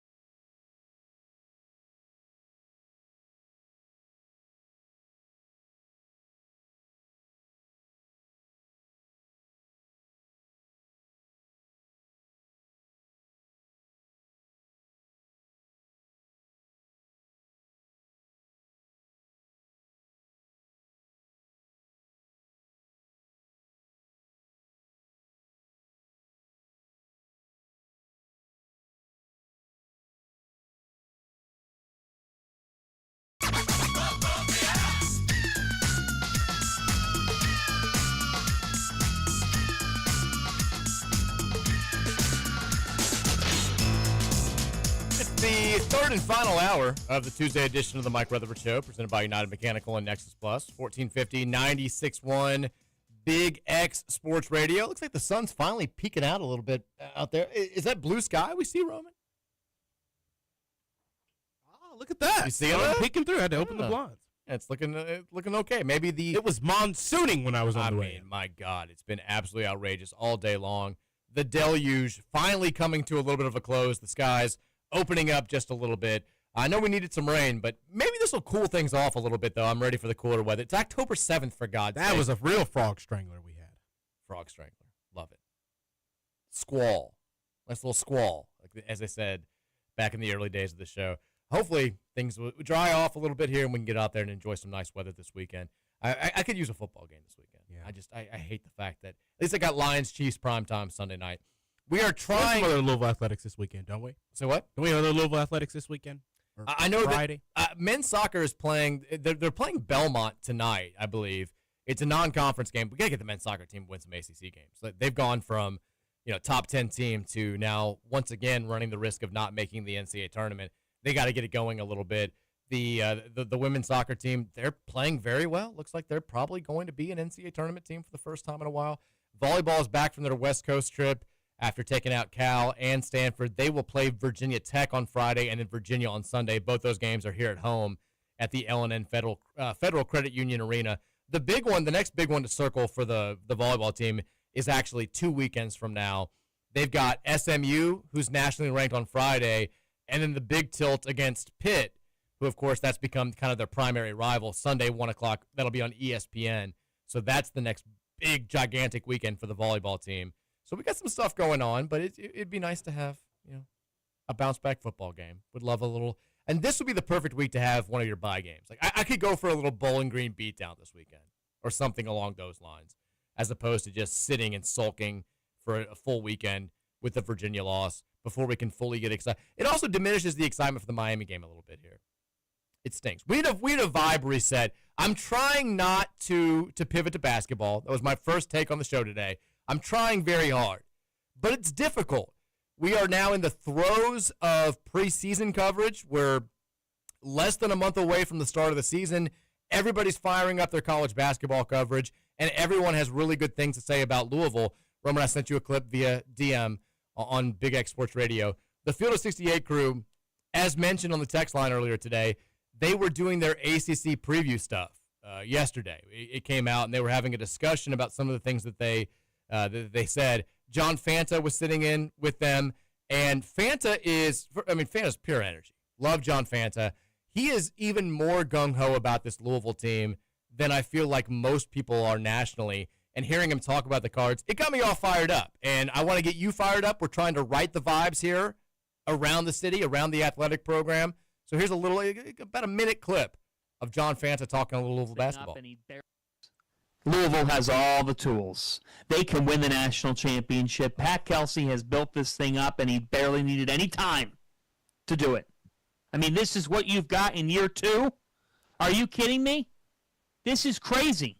This is special. This is extraordinary. The Louisville Cardinals are back. They're more than back. They are right in the equation at the top of college basketball. Mikel Brown, top 5? He could be in the mix at 1. I absolutely agree. Absolutely agree. Isaac McNeely, Ryan Conwell is a jet of a player. He makes things happen. Isaac McNeely will know his role, but he's a tough shot taker and an even tougher shot maker. And you're right. Javon Hadley and Kason Pryor can play those roles of you got to have good bandmates on a team. And this Louisville team has that. They could play in different ways. They could serve different dishes. They could play different instruments. They've got a wealth of goods. They are what we've been saying Louisville should be for a long time. It's all here. Now, as we all know, it's just a matter of making it all happen. But Cards fans, you should be pumped up. I want to see how minutes get divided at the 5 slot. Obviously, they have no shortage of options between Frew and Khalifa. And Adrian Woolley, to me, I mean, that guy, look at that guy's numbers. Like, man, if he averaged 19, 5, and 4 assists per game, he shot the crap out of the ball. So I love this team. He'll be a pro right there about Woolley at the end, Mike. Does that do anything for you right there? It does. It does. I've been trying to reiterate the point of the versatility and the tools and how we'll be able to, I like to serve different dishes, Mike. You've got to be able to serve different dishes in college basketball. Here's the thing. Outside of just the pure, I think we're going to be really good, we're going to win a lot of basketball games, excitement. One of the things that I love about the pieces that we have and the style that we're going to play is the average objective, I don't have a favorite team or I just like watching college basketball type fan is going to love watching Louisville. Like we are going to be a revelation kind of like Alabama was a few years ago, where if Bama was playing and you didn't have anything else to watch, you were going to watch the Alabama game because they could go out there and win a game 119-100 and shoot a billion threes. We're going to play the same way. Like we are going to be, objectively speaking, I think the funnest team, the most fun team in college basketball this season. And for us as fans, yeah, winning's the most important thing, and I don't think it really matters how it happens. But when it happens in a incredibly up-tempo, incredibly exciting, incredibly offensive-driven manner, it just makes it that much more fun. I mean, I can't wait. I think it's going to be an absolute blast for 5 full months, and hopefully it ends as well as it can possibly end. But people are talking, Roman. People are getting excited now. I'm getting excited. We're not pivoting to basketball. All of this talk, like every time we keep having discussions or I hear talk on Louisville basketball, Mike, it keeps bringing me back to the same point. Everybody's picturing this run-and-gun, up-tempo offense that shoots a lot of threes, that shares the ball a lot, has a really, really elite perimeter play that isn't centered around one player creating it all. Uh-huh. And I love it. And that's the prettiest form of basketball, in my opinion. If Sananda Fru is a pro-esque level player in the ACC, Mike, I don't think people are prepared for how much that can elevate us.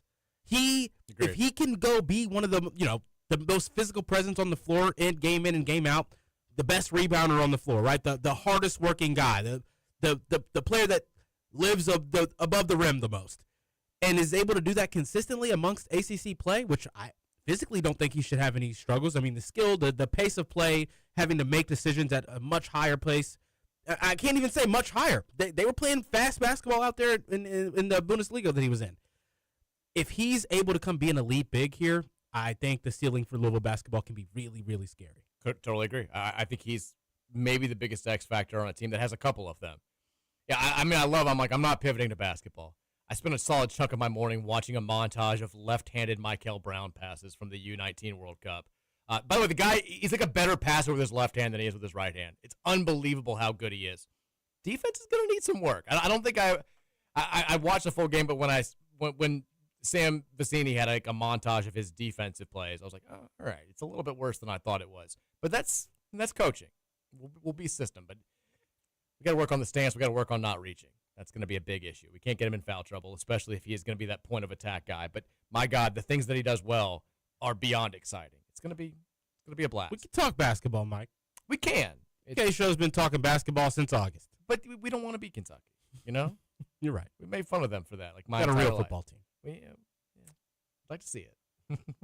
would like to see it. But we're getting close. Speaking of football, did you see the post from Message Board Geniuses that kind of made the rounds last night? So no, Auburn, they're unhappy. Auburn, they're perpetually unhappy. They either win the national title or they're furious because they win the national title or they go like 7-5, 6-6. There's no in between. But they are talking about new coaching candidates. There's a post on their website that just says, "Oh, Auburn football." Yes. Sorry. Should clarify. The headline is Satterfield. At the moment, he seems like the best option to me. Has been successful at multiple stops. Has a system that works with different personnel. Also beats better teams with lesser talent. If Scott Satterfield parlays his job, like one decent season at Cincinnati, into the Auburn job, I'll never say a bad thing about Jimmy Sexton again. He'll be the best agent in the history of the world. If he can get Scott Satterfield the Auburn job, beats better teams with lesser talent. That was the one thing that he never did here. We never beat good teams. We never beat teams with more talent while he was here, and it drove the fan base absolutely insane. He's done it once. He wins one game over Iowa State at home in a game where they were a favorite, and people are ready to give him the Auburn job. Come on. He couldn't handle the Auburn job. Yeah, he couldn't handle the media pressure at Louisville. Like, I hope he knows what's good for himself. Cincinnati might be a good spot for him. If you stay up there. Keep winning a little bit. Now, they're going to want a little bit more. They want to compete for Big 12 titles too, but that may be a better spot for you than the SEC. I don't think that – I think if he was going to coach in a power conference, he needs to be an ACC coach at like NC State, North Carolina, Wake Forest, somewhere back where he's kind of from and feels comfortable and that doesn't care as much about football as some of these other schools.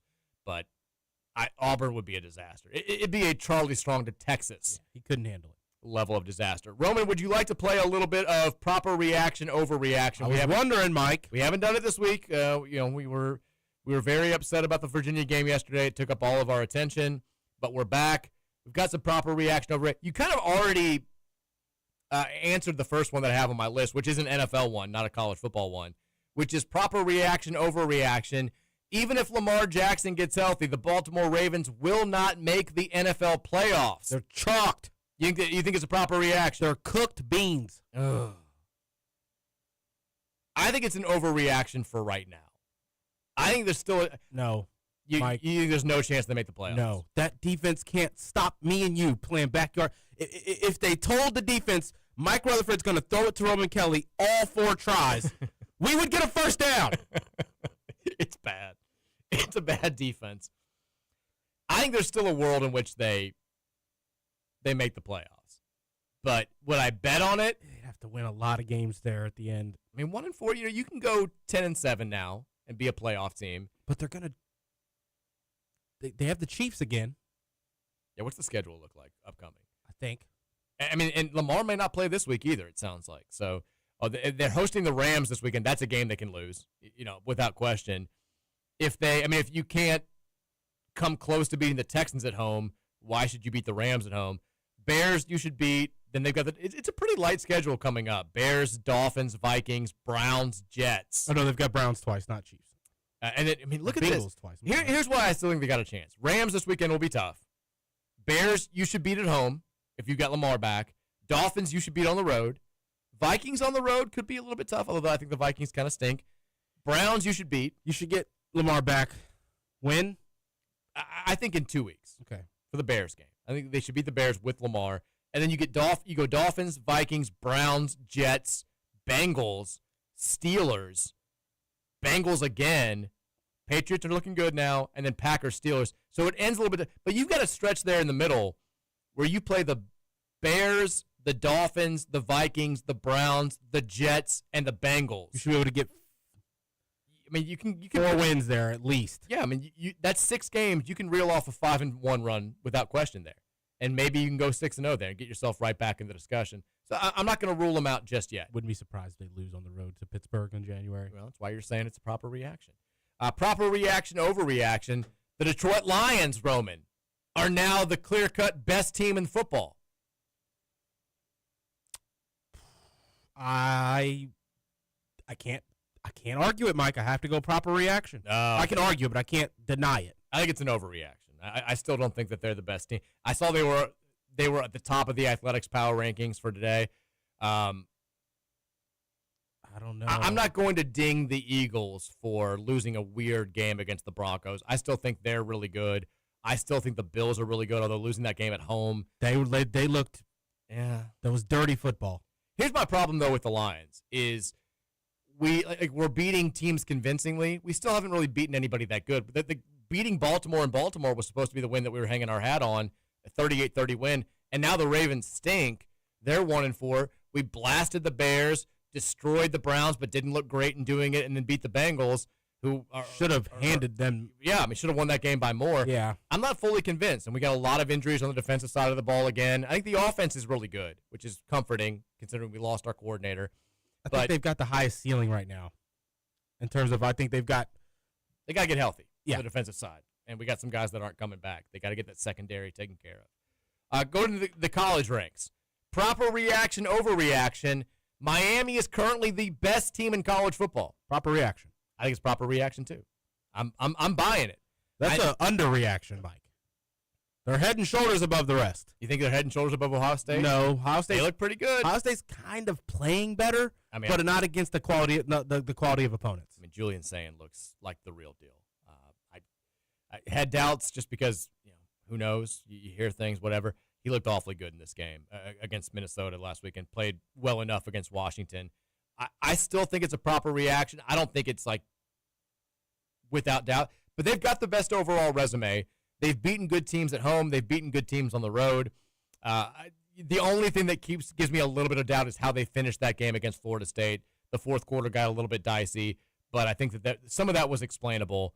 I think right now they're the best team in college football.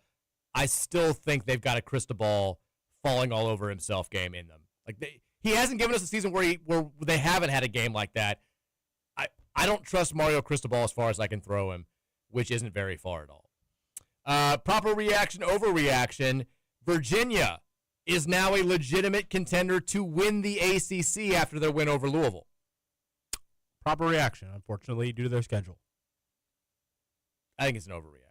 To win I think it's a proper reaction to say that they're a threat to make the title game.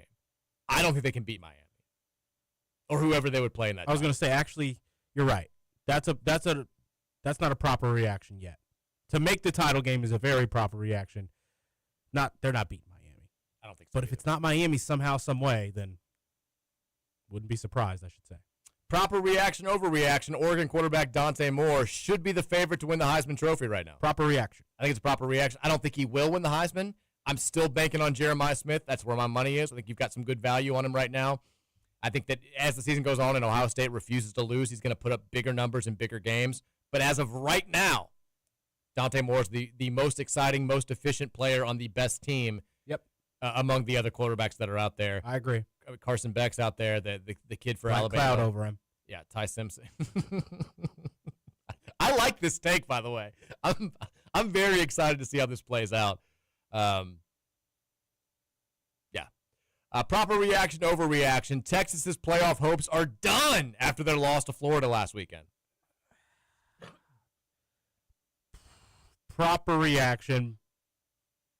I think it's a proper reaction. Like, obviously, there's a world where they win out, and go 10-2 and can make the playoff. But the way that they've looked, that's super unlikely. I don't think they're going to. I mean, at what point do we just say, they all right, can't lose again, right? No, if they go 9-3, there's no way they're going to get in with the losses that they have. They've got Oklahoma. Granted, it's in Texas, home. but they still got to go to Georgia. I know that. Yeah, got to go to Georgia. They've got Texas A&M coming to town. They've got Vanderbilt coming to town, who will probably be ranked higher than 20 by the time they get there.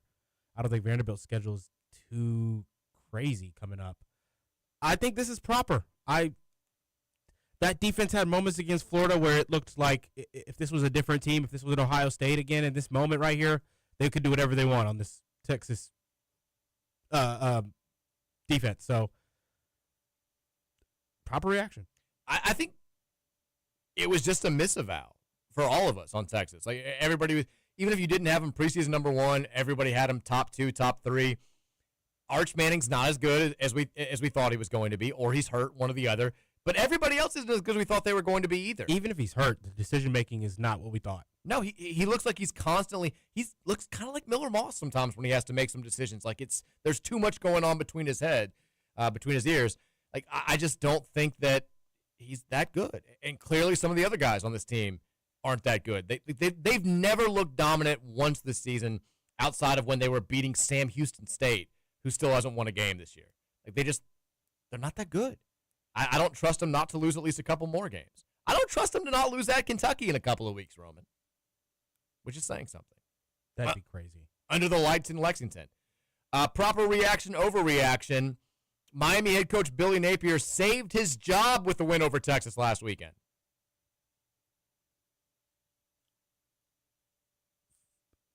You mean Florida head coach? Florida head coach. Sorry, yeah. I'm over here like, yeah, that was bad.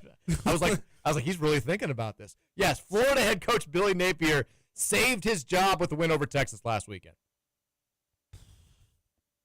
Overreaction. Oh, you think so? Yes. I think they were going to fire him. No. Yeah, like I think that that didn't do enough to save his job. That's a proper reaction. Yeah. Well, I mean, I think they were going to fire him if he lost that game to Texas. I think he saved his job by winning that game. He saved it a couple months. He didn't.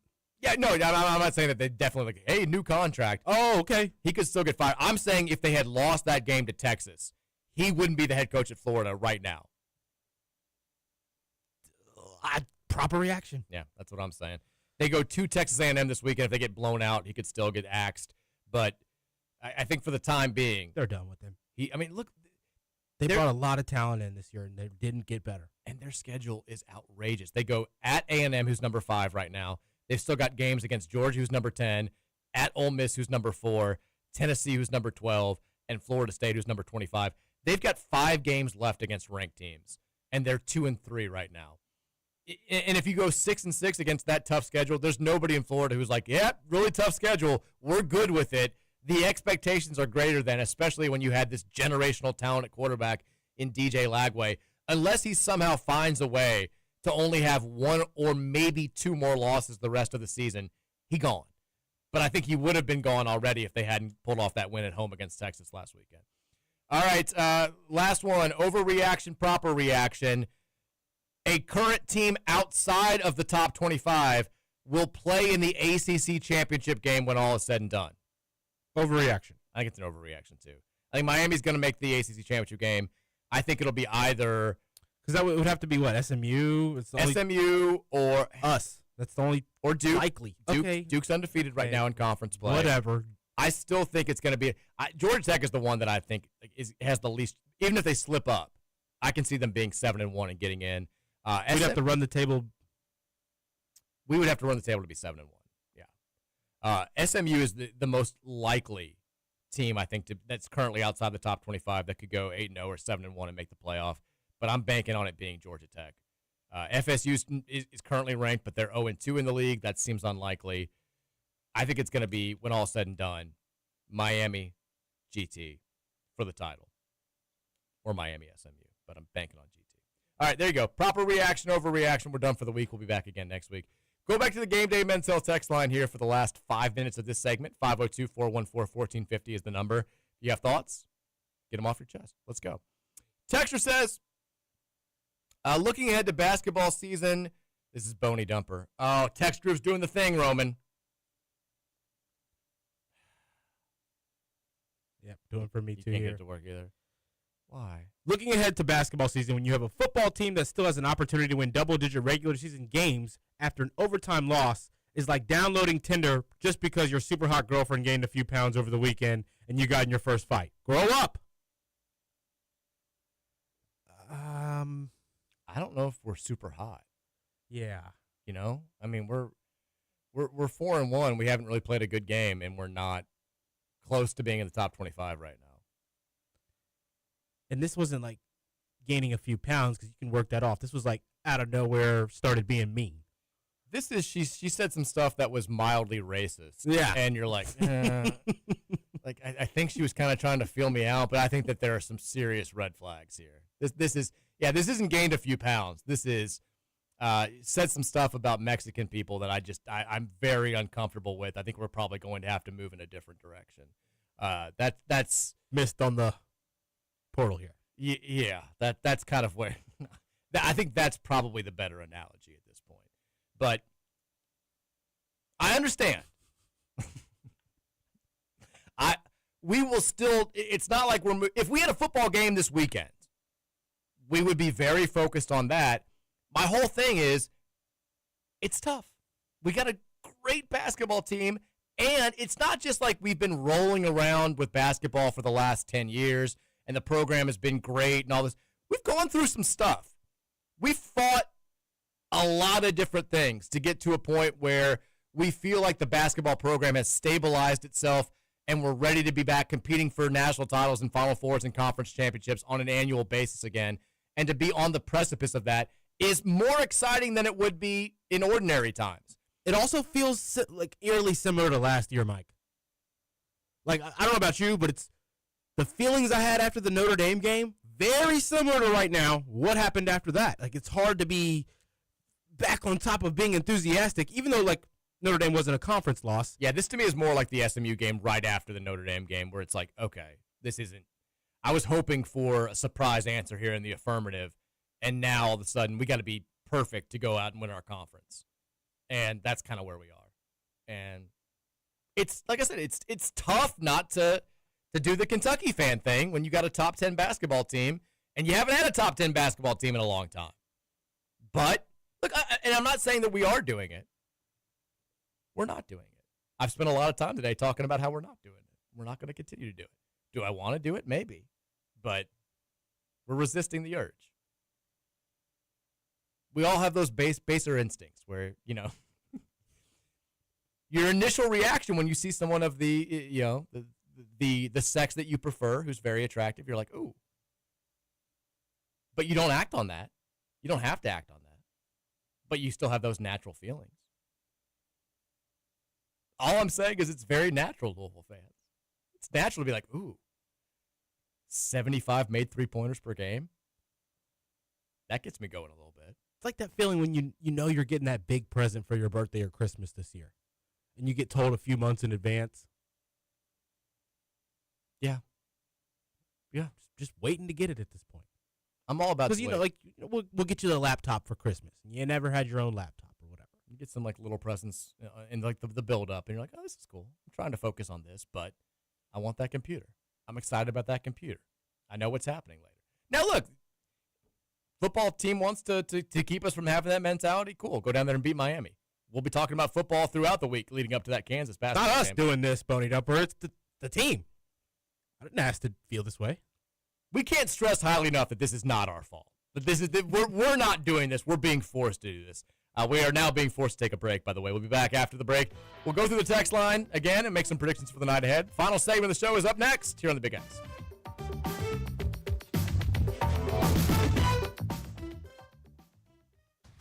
Back at Everything Concealed Carry with 900 to 1,000.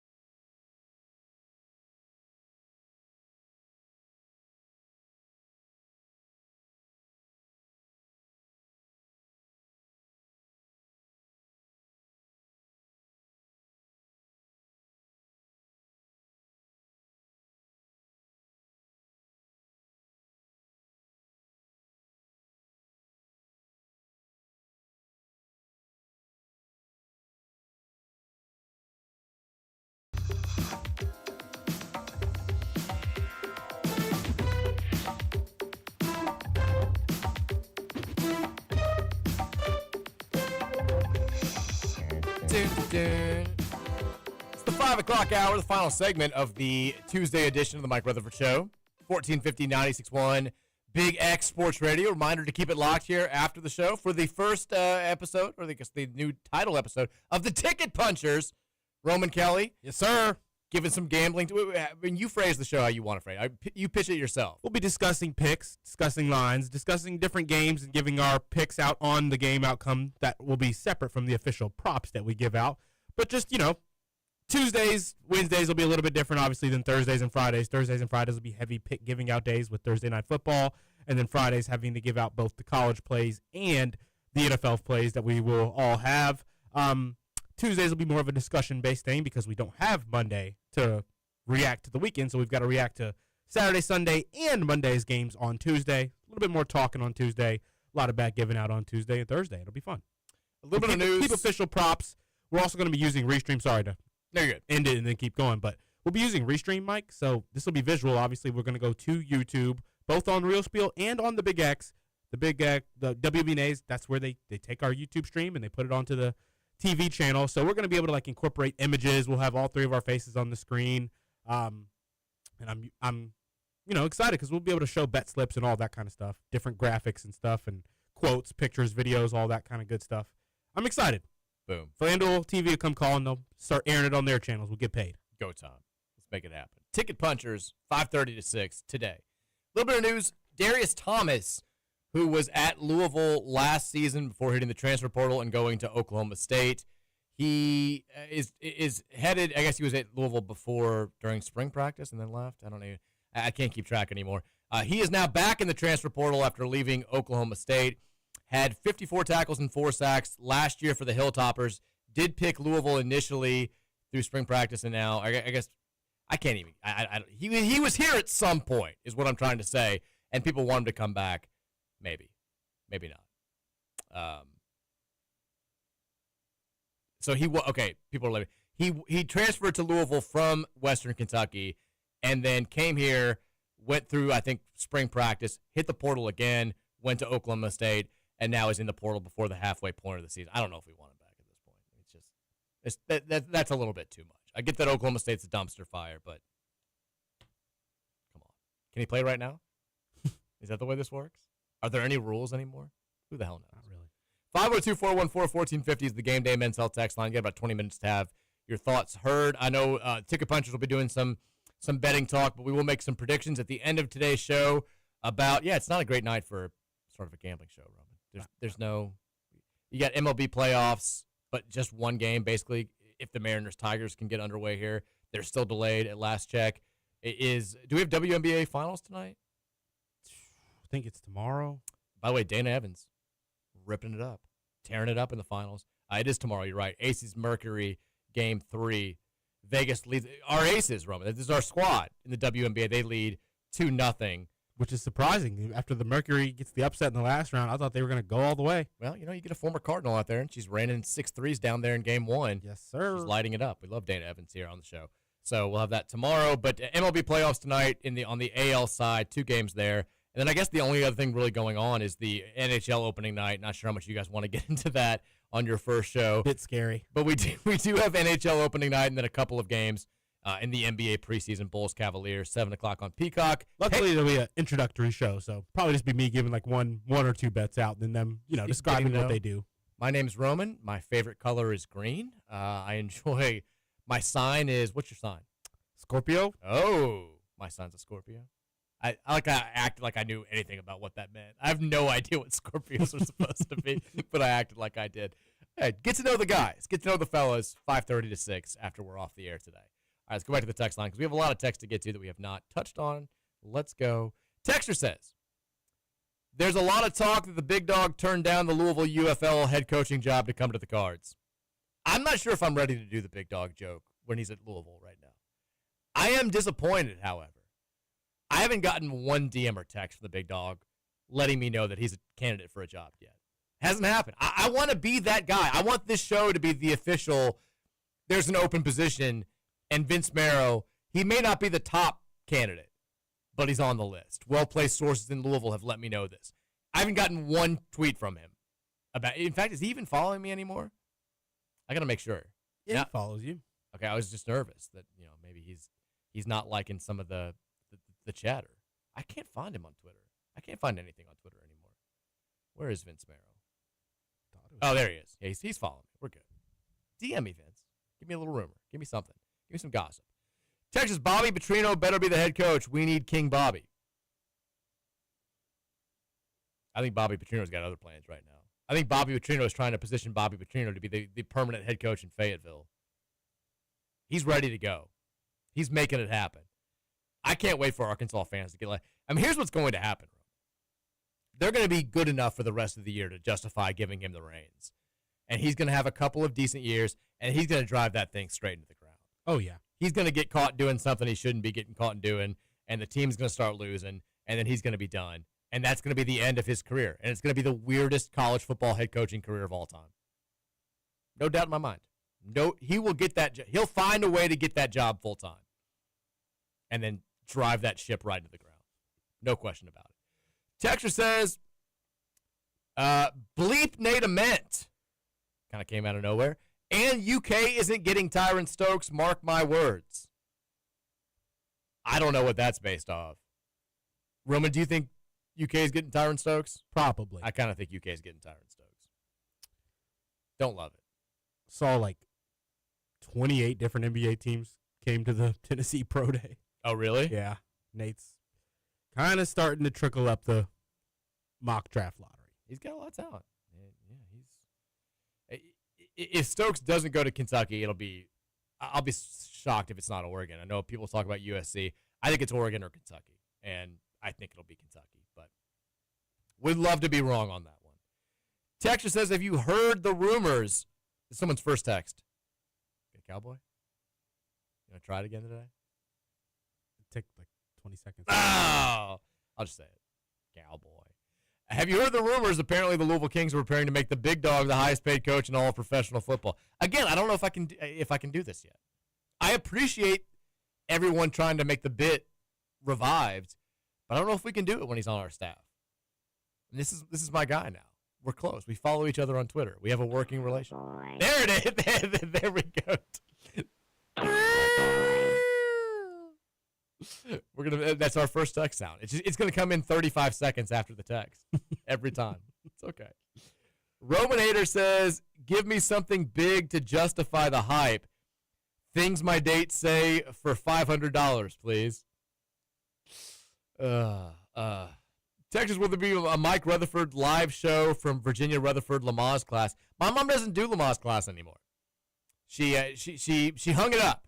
She retired the hee breathing gadget several years ago. She's now the director of the preschool where she's worked for like 40 years. So no more Virginia Rutherford Lamaze. Also says, isn't the Louisville Kings a city gang?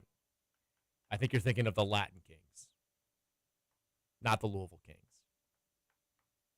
The Latin Kings? Never heard of the Latin Kings? I don't think so. It's a gang. What do they get into? I mean, gang stuff.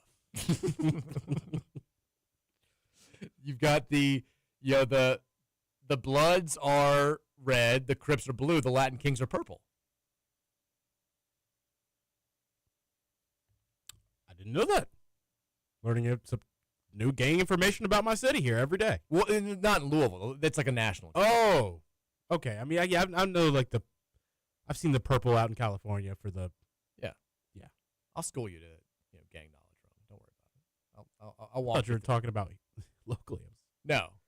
Who was it? There was the the local group of gang of like the 12-year-olds a few years ago. It was like Young and Off It or something like that.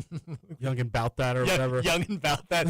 Like, I couldn't stop. I was like, oh, I want to make this my fantasy football team. YMBO or it was something like that. It was something like that. I was like, oh man. I remember seeing that. Yeah. And it was like all over everybody's Facebook. They're like, these kids are out there. They all went to like that elementary school. Was it Height Elementary that is right there by Eastern High School? I was like, come on, guys. It's going to be okay. Texas says, we rock with Rob the Joker. This is Trey Ryan, U of L student. Trey Ryan says Rob the Joker he's cool with the students. I mean, he's always out there at the frat area tailgate. Yeah. Now, one other thing that we didn't get a chance to get to yesterday, and I told you about this when we were at the game. So I've been very critical about the swagging and surfing issue among the student section. Yep. We got a conductor, Mike. They're just going in different directions. Some people aren't behaving. I want to give a special shout out to whoever the young man was at the front of the student section who was trying with all of his might to organize the swagging and the surfing. He was like, before they played the song, he's like, this way, then that way. Then he's like doing the hand gesture. He's like trying to get everybody on the same page. And I think, from my vantage point was tough because we were right next to the student section.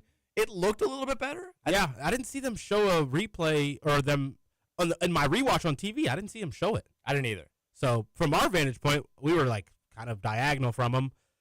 Looked like they were in line. I also saw like the most participation, I feel like. It's that guy, that young man. Initiative. He's going places. If he wants to intern here at Big X Studio for no money, we can make that happen. Get him a jersey, Jeff. Get him a jersey, Jeff. He's the swagging and serving connoisseur. He's the director of Swag Surf. Get him a jersey. Put an SS on there.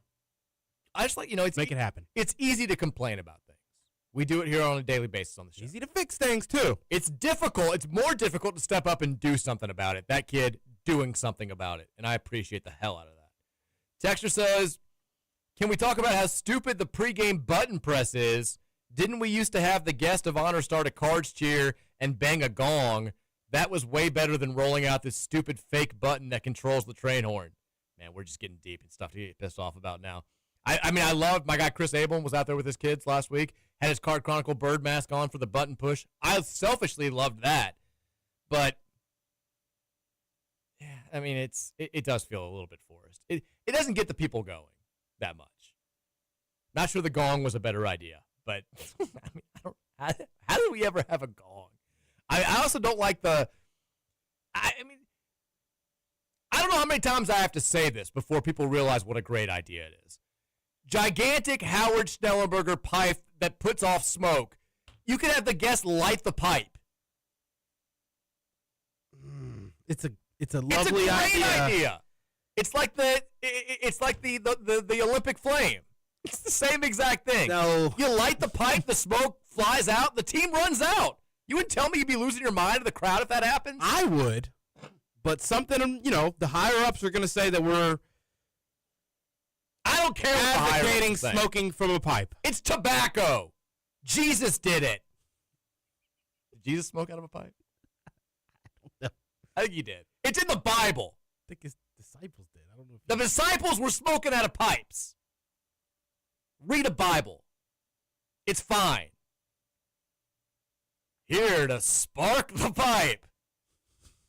Louisville legend, Lamar Jackson.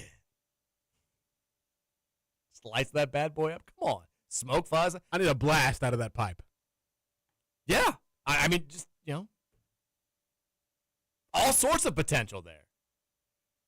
Lighting the pipe today. Doctor. Now here to hit the pipe. It's time for the spark of the week. It's like some super Rick Keeber. Get the donors out there. Spark the pipe. Let's go. Texture says, DFG here. Oh, what's up, Donut Factory guy? I'm usually optimistic. Oh, we've lost Donut Factory guy. I'm usually optimistic no matter what, and it takes a lot for me to get really down on a season, but I'm struggling this year. It's not just the bleep show of the game Saturday, but all the issues that we've seen with the team so far this year, along with the lack of discipline and focus that have plagued the team for the past couple of years as well. I don't see things going well against Miami. I don't know how we got to a place where we're wasting so much talent on defense, receiver, and running back, but I'm afraid it might be a long time before we see this level of talent on both sides of the ball. Still glazing my man Ron Stout D, though. Stay glazed. Go Cards. We always lose it right at the end of the show. Right. Always right at the end of the show. Thank you, Donut Factory guy. Texas says Rick had Chris Jones out for 3 to 4 months after his air elbow to the face. It was a hard blow. Good stuff. What's this text? Tom Izzo says transfer forward Caleb Glenn, who suffered a season-ending knee injury in June, has, quote, recovered faster than any human being I've ever seen. Modern medicine, man. It's just, maybe COVID made us all superheroes. Maybe it made some people superheroes and just plagued people like me. But people are healing faster. We'll see. There's hello, Michael. The disease is Alzheimer's, not Alzheimer's. Thank you. I'm unfortunately too aware. Texture says, Mike's a cake sniffer. Wait, are you telling me they expect us to get behind this team and be fans of our local team when none of the players or staff actually live, practice, or train in Louisville. Yes. Yeah. Get out there. That's exactly what everybody's saying. It makes it even more special that they're only here occasionally. You got to show them love. I don't know if that's true. It makes it more special that they're only here occasionally. They don't know about any restaurants. We got to show them. Post-game celebration at Royals Hot Chicken. Let's go. It's going to be funny when there's like just a bunch of kids playing soccer out there every game in that little field that they've got out front.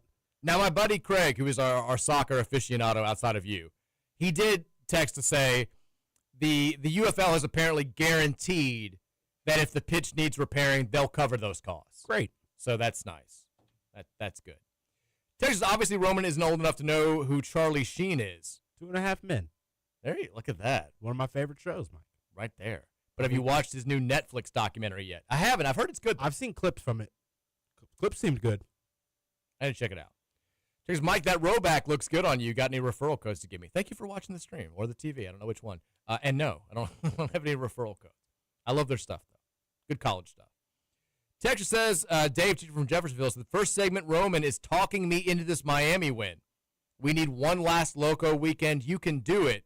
I also went to Cluckers today because I heard Roman's commercial. Love it. I don't think you were doing it. Were you like talking people into us beating Miami? I didn't catch that. I don't think I was not into beating, no. Having optimism that it is possible. We've got Lazard guys got inside info here, Roman. He had a buddy officiate the Louisville basketball practice on Saturday. We don't want to get anybody in trouble. But this guy's giving out some information. Nothing groundbreaking, but here are his takes. They play extremely hard. That's good. Very intense practice, as you can imagine, with PK. Brown is a stud, but he is making some typical freshman mistakes right now. They shoot the bleep out of it. If they do that and guard hard, they're going to be legit. That's a quote he's reading from his quote. Yeah.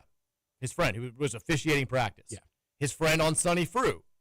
He looked solid down low. Will all be about how he defends the rim, I think. The other two bigs aren't going to get up and block any shots. PK was preaching to find a body and get physical on box outs because he knows they aren't out jumping most guys. I think that's not a shock. About Kenai Roos. Roos did nothing that stood out, good or bad. Seems to be in a role that could produce some, but didn't see anything that really jumped out from him. He was at Tennessee yesterday, this official was, and said meant posterize someone, but it's basically just him and a couple of dudes. Expect them to take a step back. I think they'll actually honestly be a pretty good defensive team still. I don't know if that Louisville or Tennessee? Tennessee. Yeah, I think they will. Don't know if the offense is really going to be that productive outside of a mint. I like this, Mike. I mean, I don't like the Kenai update. I want him to stand out a little bit more. True, but as long as there's not anything bad. That's last year he had moments where he stood out for bad things, Mike. Ball watching, slow to slide his feet, slow to get his hands up, little things like that, not prepared to catch the ball in the corner so you don't have enough time to get your jumper off because it's a little too slow. Little things like that we want to see be worked out. If those things aren't glaring anymore, that's at least a plus. I do think Tennessee has a lack of – they got Jacoby Gillespie from Maryland, who's going to be very good, but offensively they're going to struggle. But that's kind of what Rick Barnes likes. He likes having teams that just don't for score. Him that way. I think he likes to challenge himself. He's like, we may not make it to a Final Four ever, but by God, I'm going to find a way to win some SEC championships. You're going to get hurt when you play us. We're going to win games 54-47, and we're going to beat the hell out of you physically. Texture says, we gave the game away Saturday with very stupid mistakes, but I think fans are overreacting with some of their extreme dire thoughts.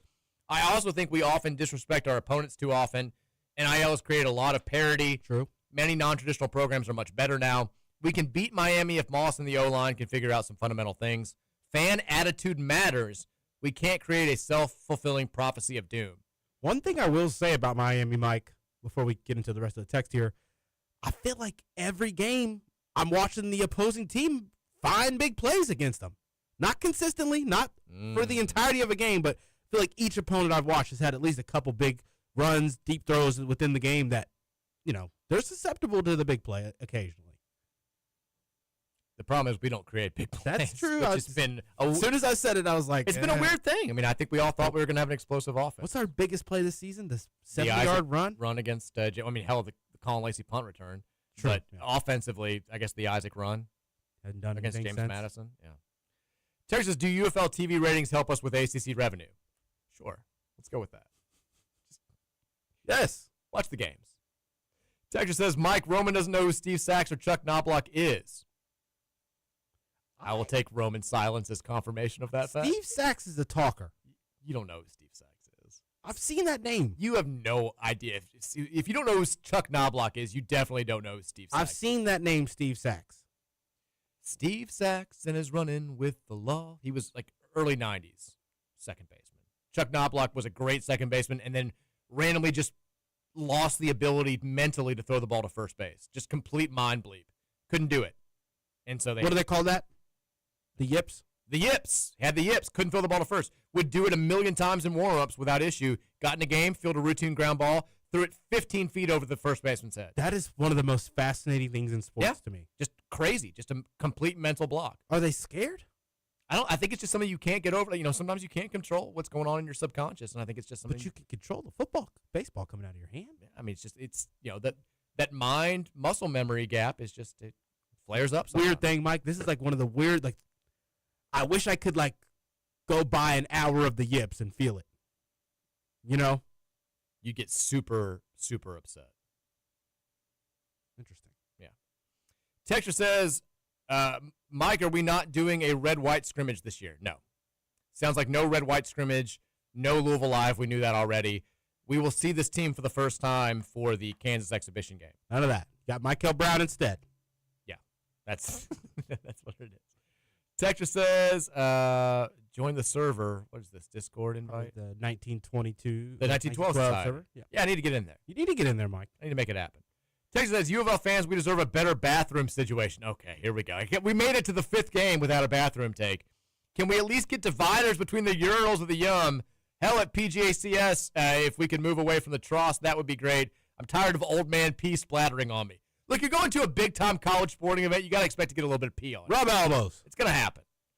Texas says, I think Roman doesn't know about the Latin Kings. Does he know about the Beef O'Brady's boys? Roman, are you familiar with the Beef O'Brady's boys? I'm not. They run downtown Louisville. Doing what? Just being gangs. Beef O'Brady's boy. It's why Cardinal Stadium's not safe, Roman. You can't go to a Louisville baseball game after sundown in May. Beef O'Brady's boys are going to get you. They come out snapping, doing organized dances. They pull out those switchblades. They're going to rob you. Try to make that trip from Central Kentucky. Beef O'Brady's boys are waiting for you. I want to be one of those guys. I don't know if you're good enough dancing. I like the snapping. Yeah. Texas says, oh, yeah. I wish that was all it said. Oh, yeah. I don't know if this will get in today, but I heard a person at the game complaining about how often Joker and the Thief is played. It was before the game. I thought that was mainly a text line thing, but I guess people are actually irritated by it, and I actually agree and think consensus is stop playing it before the game. I'm with stop playing it before the game. Save it for the before the fourth quarter. Texas swag surfing student section has always been fine at football games. The game that was critiqued was the Farmers Kentucky Ag game. Farmers don't swag surf. Now, it's been bad this whole season for home games. Up until it was bad for EKU. I noticed it. It was bad for James Madison.